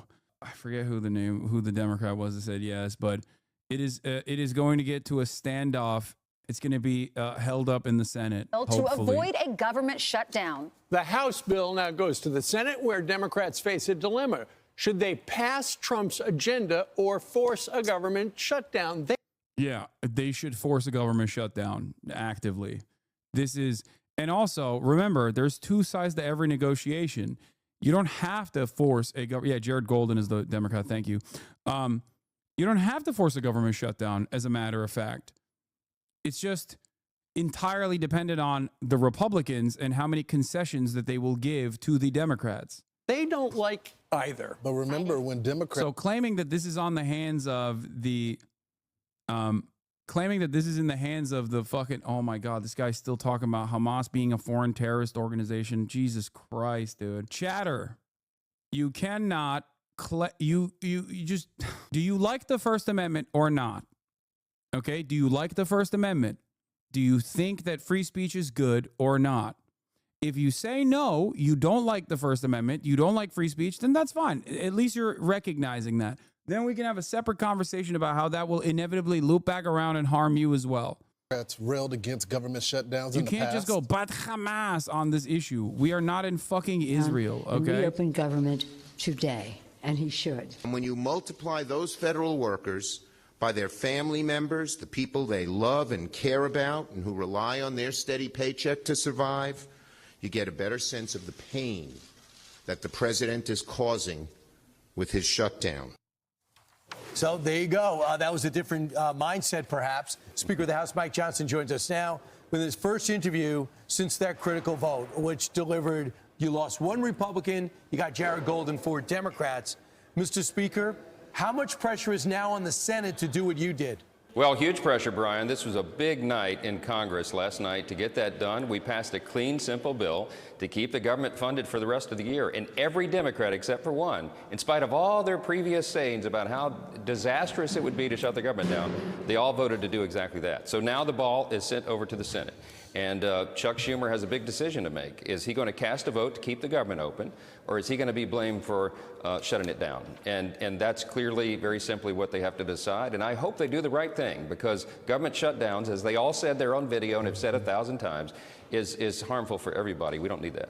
Yeah, Mr. Speaker, it's ironic because they want to shut down the government. Like, they are shutting down the government. They're actively shutting down the government, while simultaneously saying it's the Democrats that want to shut down the government by not passing the spending bill. It's like, yeah, no, they're actually trying to stop you from shutting down the government fucking permanently. There'll be some change in the process. I know Thomas Massey. I know you know Thomas Massey. He's been the same ever since he was elected. And there's been one issue that he's railed against his entire career, which is the spending. And the president, I know, is on the same page when it comes to that. That's why he has Doge. Is there a way to bring them both together? He's not anti-MAGA. He is MAGA as well. But I think they're coming at it from different parts. He wants regular order. Will we get that?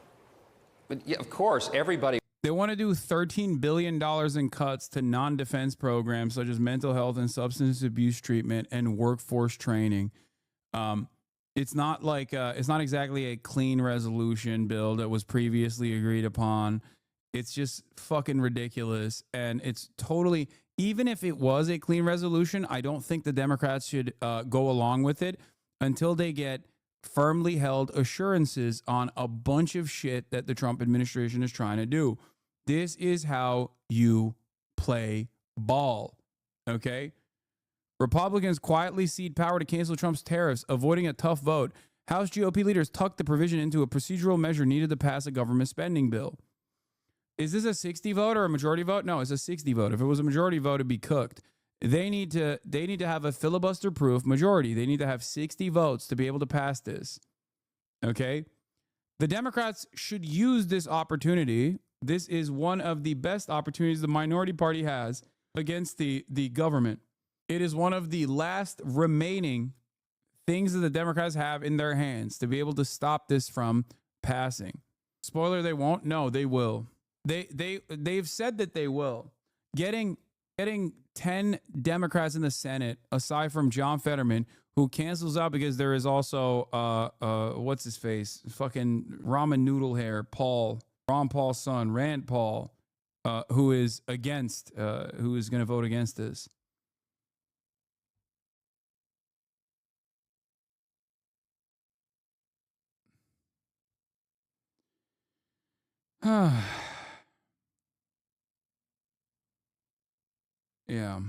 Yeah. Senator Schumer said Democrats have the votes to block the House spending bill. Our caucus is unified on a clean April 11th CR that will keep the government open and give Congress time to negotiate bipartisan legislation that can pass. We should vote on that. They are activists. It should be very clear to every Senate Democrat that any vote for cloture will also be considered a vote for the bill. People aren't going to be tricked with procedural games. They know exactly what's going on. Defend Medicaid, vote no on cloture, no on the bill. Yeah. A vote for cloture is a vote to gut Medicaid. A vote for cloture is a vote to abandon seniors, veterans, and working families. A vote for cloture is a vote to rip healthcare from those who need it the most. They think they can sneak this through, dress it up, play word games that American people see it for what it is. Cruelty, says Last Day With You. Yeah. Can the U.S. House Republicans cut $880 billion without slashing Medicaid? The answer is no. They can't do that. Anyway, let's get back to this. Let's see. He wants regular order. What my friend Thomas Massey missed yesterday is that the vote was to allow this administration to continue their work so that we can bring about all these big changes for the FY26 budget. That's the one we start immediately after FY25 is off the table. That's what everybody's excited about. So what will happen is the Trump White House, the administration, will send to Congress a budget that requests to spend less money. Why? Because we're going to be able to incorporate all the savings savings that DOJ is uncovering and finding, all of the innovations that the Trump administration and his extraordinary cabinet are bringing about to change the way the federal government works. This is the Super Bowl. This is the moment we've all been waiting for our entire careers. And finally, the stars have aligned so we can do that better. It's going to be great for the American people, a more efficient, effective government that uses their precious resources, their taxes, in a more responsible way. And we're excited about that. And Mr. Speaker, government funding still does run out in 2 days. And so you guys have passed it. So essentially it's the playoffs. You're getting to the Super Bowl. You've got to have the Democrats vote for it. And you need 7 to start the process. The conventional wisdom is, because the Democrats had an hour-long meeting where they said, we can't make it look like we're giving Trump a win. And so we have to oppose it. And that's why everybody on the Democrat side has been opposing it. The conventional wisdom is they're going to do what you guys have done in the past. And that is they'll have 7 Democrats walk the plank, vote for closure. Then when it comes up as a bill, every one of them is going to vote against it, and you're going to win. The Democrats are going to lose in the Senate because there are more Republicans, and they're going to get with the simple majority. Yeah, look, Chuck Schumer has to decide all that strategy and that math, but I think they need to put the partisan politics aside. This is not a win for the Trump administration. This is a win for the American people. I mean, when the government shuts down, you have government employees who are no longer paid. You have services that begin to lag. It brings... It's so funny to hear Republicans spell out the devastating nature of government shutdowns, especially when it's their favorite weapon to wield and they have so consistently. And the counter to this is very simple. Okay, then pass a fucking bill that concedes on understandable points from the Democratic Party. You have power to stop the shutdown. The Democrats love to play ball. They want to play ball. They keep saying that they want to play ball to a degree that I don't even agree with them on. So, you know, it's especially funny because like the thing that they are trying to do, the thing that they are trying to fucking do is also destroy the government anyway. Like they want to permanently shut down the government, and the Democrats are coming to the table saying like, no, we don't want to permanently shut down the government. So if you don't concede to us and give us assurances that you won't permanently shut down the fucking government, then, you know, you're going to go to a government shutdown. It's going to be on you. Great harm on the economy and the people. I mean, military servicemen, men and women won't be paid. TSA agents, you'll start to have long lines at the airports. I mean, Border Patrol agents. We have to keep the government operating. And Congress has a responsibility to do that. And Chuck Schumer has to weigh that today. And I hope he does the right thing. I hope they put partisan politics aside and do the right thing for the people. The House Democrats engage in a shameful display of partisan politics. And I think they're going to regret that vote. Mr. Speaker, let's talk about the Department of Education. We had Linda McMahon on last week, and she was saying this is just a mandate. She's following the orders from the president, saying that she wants to eliminate the Department of Education, but she knows she needs Congress's help on this. Here she is on the Ingram angle last night. That was the president's mandate, this directive to me, clearly is to shut down the Department of Education, which we know we'll have to work with Congress, you know, to get that accomplished. But what we did today was to take the first step of eliminating what I think is bureaucratic bloat. Clearly, we're not taking away education. The president never said that. He's taken the bureaucracy out of education so that more money flows to the states. So, Mr. Speaker, what is your reaction to that? And 148, Emma and Sam were talking about the line item changes in the bill. It's not zeroing out funding for agencies. It's not clean. Wait, at 148? You mean 1 hour and 48 minutes? Here you see a screenshot of part of the budget resolution. And you will see that despite the fact that Speaker Johnson has said this is a clean continuing resolution, in fact, there is a series of Yeah, that's why it's ironic when fucking Michael Penis says nobody wants to see a government shutdown. We don't want these federal employees to not get paid. Also, if you don't fucking vote for this bill that says government employees will not get paid, you want government employees to not get paid. Like, what do you mean, dude? Slight changes. $0 for the Department of Agricultural programs. In other words, this is line 16. It's going through different lines in the original continuing resolution and saying substitute whatever huge number was there in terms of billions of dollars for zero. $0 for Department of Energy programs, energy projects. In Section 204, by substituting zero for $13,045,000. In Section 530, by substituting zero for $38,414,000. And now, I'm not even sure if that's million or billion because I don't see the original, but those numbers look like million to me. Substitute in Section 542. Now, I don't know what 542, but the point being that there's a series of these things. It is not a clean continuing resolution. Yeah, it's not.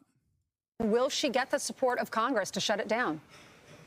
We're fully in support of what Secretary McMahon is saying there. She's talking about efficiency and accountability. She's talking about directing resources to the places they matter the most, and that's to the hands of the local school boards, to parents who can direct their children's education, with the assistance of the teachers there local and closest to the people where it really matters, where they can make those decisions. For too long, the Federal Department of Education has been pushing down federal mandates, using taxpayer dollars in an inefficient manner, and enriching teachers' unions, okay?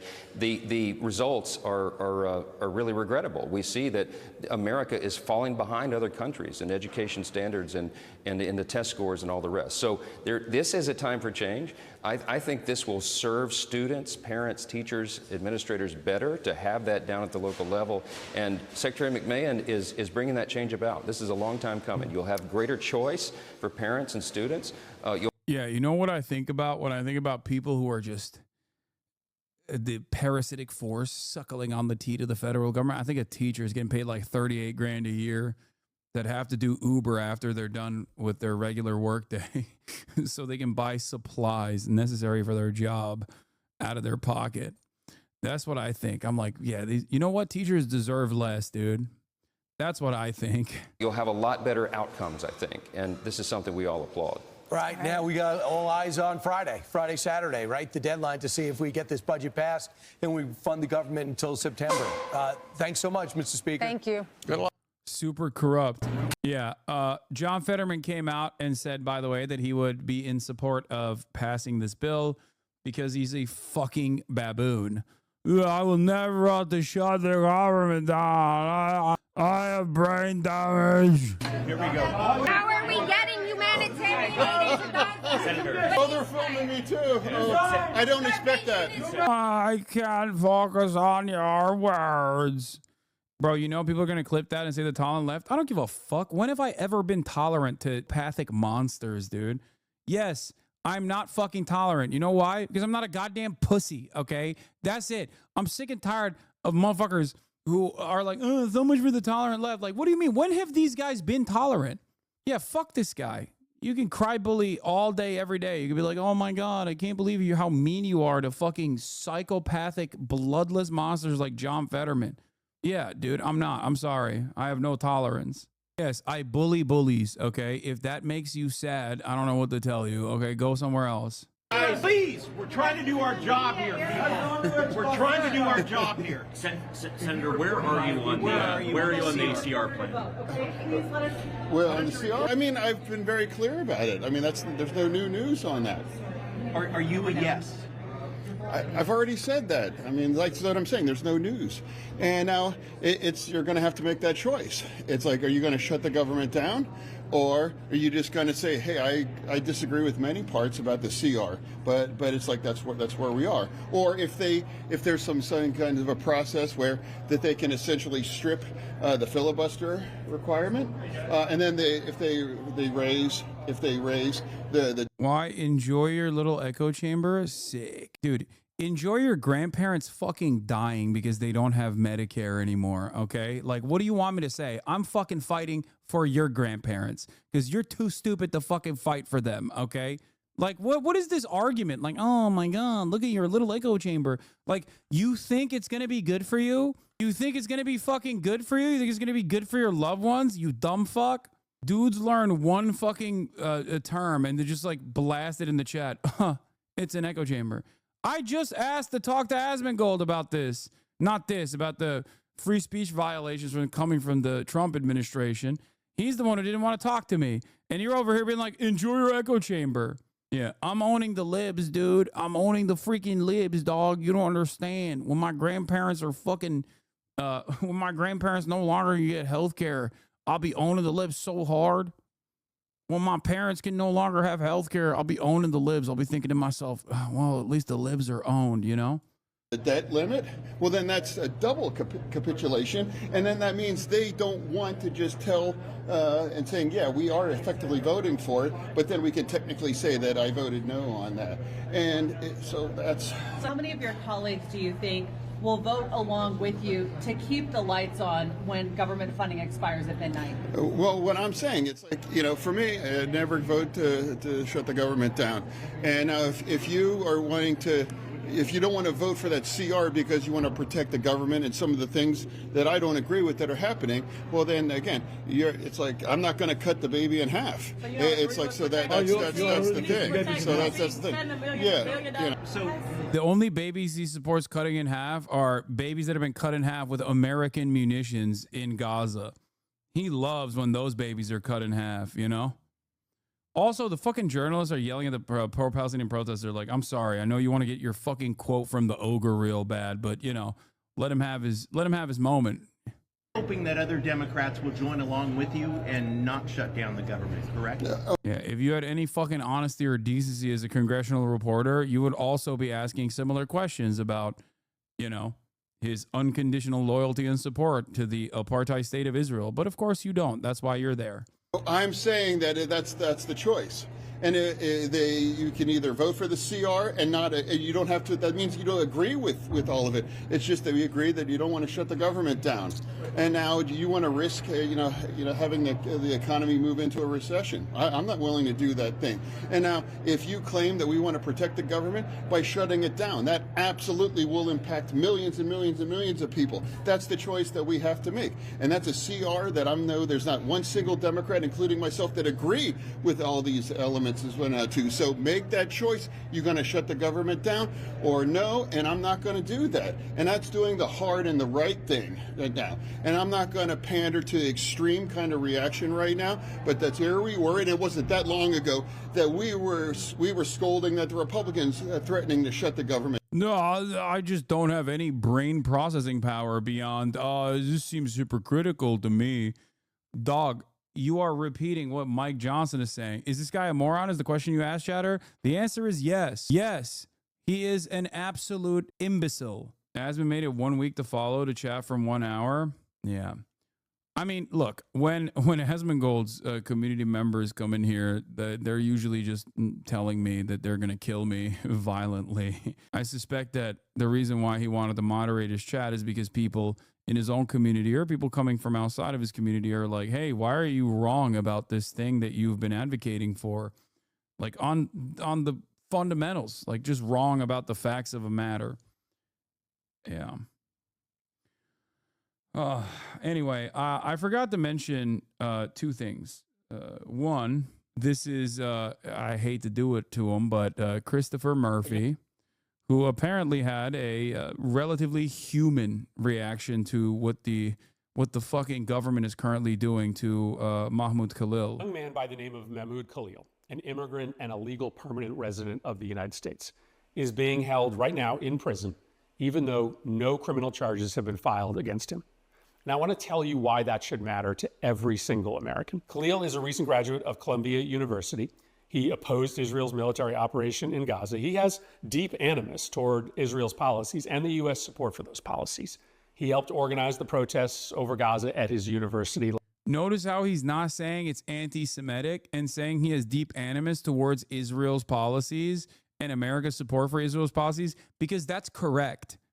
That is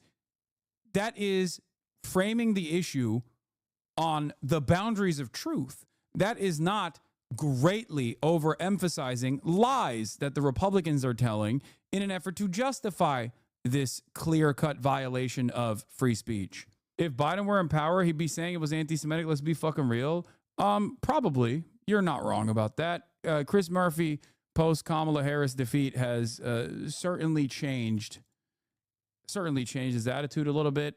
But, you know, just like with my support for Al Green and the actions that he took, the joint congressional address, I'm not going to immediately slap down Democrats. The reason why I'm not going to is because whether I agree with them or whether I think they're being cynical or not doesn't matter in this process, because we have to fucking lock in and actually expect them to do the right thing, to demonstrate moral courage, to actively fight back against this fucking administration. That's why urging your congressional representatives to pressuring your congressional representatives to do the right thing in times when they're necessary, like not passing this fucking bill, is the right thing to do, and in many instances, the only thing to do. That's the only shot we have. That's the only thing we can do in this situation. That doesn't mean that you should just like stop and be like, all right, well, I'm supporting the Democratic Party, and then that's the end all be all. We're good. That's not what I'm saying at all. But if Democrats do say the right things, I'm not going to be a person who fucking criticizes them in the moment, because I understand the necessity. I understand the need for them to do the right things. Last year, you can disagree with his views or his politics, but there is no evidence he has broken any law. But last weekend, Trump officials entered his apartment and took him into custody. They brought him to a detention facility in New Jersey at first, but when his family went to visit him, he wasn't there. For a while, his family and his lawyer had no idea where he was. They eventually found out that he was being held in a detention facility in Louisiana, and that's where he still is today. In dictatorships, they call this practice being disappeared. No charges, no claims of criminal behavior. The White House doesn't claim he did anything criminal. He's in jail because of his political speech. And here's why everybody should care. In America, your political speech is protected, whether or not the president likes what you say. But today, if you're loyal to Donald Trump, your speech is going to be protected, even if it's hate speech. You can be Marco Ellis, an employee of Doge, who said he, quote, was racist before it was cool, and, quote, normalize Indian hate. And the vice president of the United States will tweet in your defense. But if you are disloyal to Trump, or you're organizing against Trump's political agenda, your speech could be criminalized. You could find yourself in jail. Now, Trump chose to begin by disappearing a Palestinian immigrant, hoping that his place of birth and his immigrant status would just cause people to look the other way. But which it did. For right-wingers, that was all it took. Well, for right-wingers, all it took was that Trump is doing it. That's all it was for many right-wingers like Asmondgold and whatnot. I do still believe, here's why I think it's important for Chris Murphy and others to say this, and not whatever the fuck Chuck Schumer was doing yesterday. Because I do think that Americans don't like when the government goes, yeah, fuck free speech, okay? But Americans, myself included, we're all kind of stupid. So we need someone to go on television and say exactly what's going on with no ands, ifs, or buts. Just directly address what the fuck is happening. That is why we need the Democrats, whether I agree with them or disagree with them. That is why I criticize the Democrats. And that is precisely the reason why when a Democrat comes out and says the correct thing, okay, without sheltering the public from the truth or without lending any credence to the falsehoods and claims being made by the Republicans, I will celebrate that. Do you understand? Because without the entirety of the Democratic Party chirping in the same way that Chris Murphy is right here, most Americans are only going to hear the likes of Asmondgold, the likes of Fox News, the likes of Marco Rubio. They're only going to hear Scott Jennings. They're only going to hear that perspective. Do you understand? And then they're going to think, yeah, this isn't a fucking severe violation of free speech. This is a terrorist getting pack watched. Do you see what I'm saying? Cannot. Because once it becomes normal for the regime to disappear people simply for protest against the regime's policies, once a citizen or a resident of America can be locked away with no charges against them simply because they protested, there is no going back for America. Even if you're a hardened Trump supporter, this practice should cross the line for you. Even if you disagree with Khalil's views, this practice should cross the line for you. This has nothing to do with supporting Trump. This is about supporting an American value. 100%. Maybe the most important American value, protecting free speech, even if it's speech you disagree with. If our new reality is that a president can disappear an opposition protester with no charges filed against them, we are not America any longer. Today it's Mahmoud Khalil. Tomorrow it's me or you. He's right. You keep acting like Democrats aren't controlled opposition. Their function is not to disagree or obstruct with the Republicans in any way. Dude, what are you talking about? I know that the Democrats de facto operate as the controlled opposition, but this is one instance where the fucking dude in front of you is not behaving in that way. So my hope is that if you give people like this their flowers in this specific moment, not in any other circumstance, okay, because they're playing a very important role. Look, I don't know how to describe this, okay? I don't know how to describe this to people who just refuse to understand. I don't agree with Chris Murphy on much, okay? I think his support for populist leftist positions are cynical, but it doesn't fucking matter because Chris Murphy has the bully pulpit, maybe not the same to the same degree as the president, but he still has a platform. He still has power. And without people in positions of power, stop saying talk is cheap. Talk is not fucking cheap. Talk is very expensive. Shut your stupid bitch ass mouth up, okay? Shut the fuck up. Talk is not cheap in this situation. Because the point is, Americans are stupid and they need to hear people say this so they understand what is actually happening. Because if the opposition party just buckles and shows their belly in the way that, like, for example, Chuck Schumer was speaking out on this issue saying, like, this guy's an anti-Semitic terrorist, but I don't think he should be deported unless you show me what laws he has violated or whatever the fuck. When you say that, you're conceding to the Republicans on the framing, so Americans don't even think about whether or not this is a violation of the First Amendment.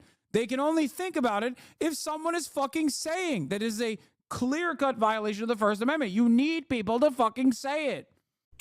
Damn, this guy's good.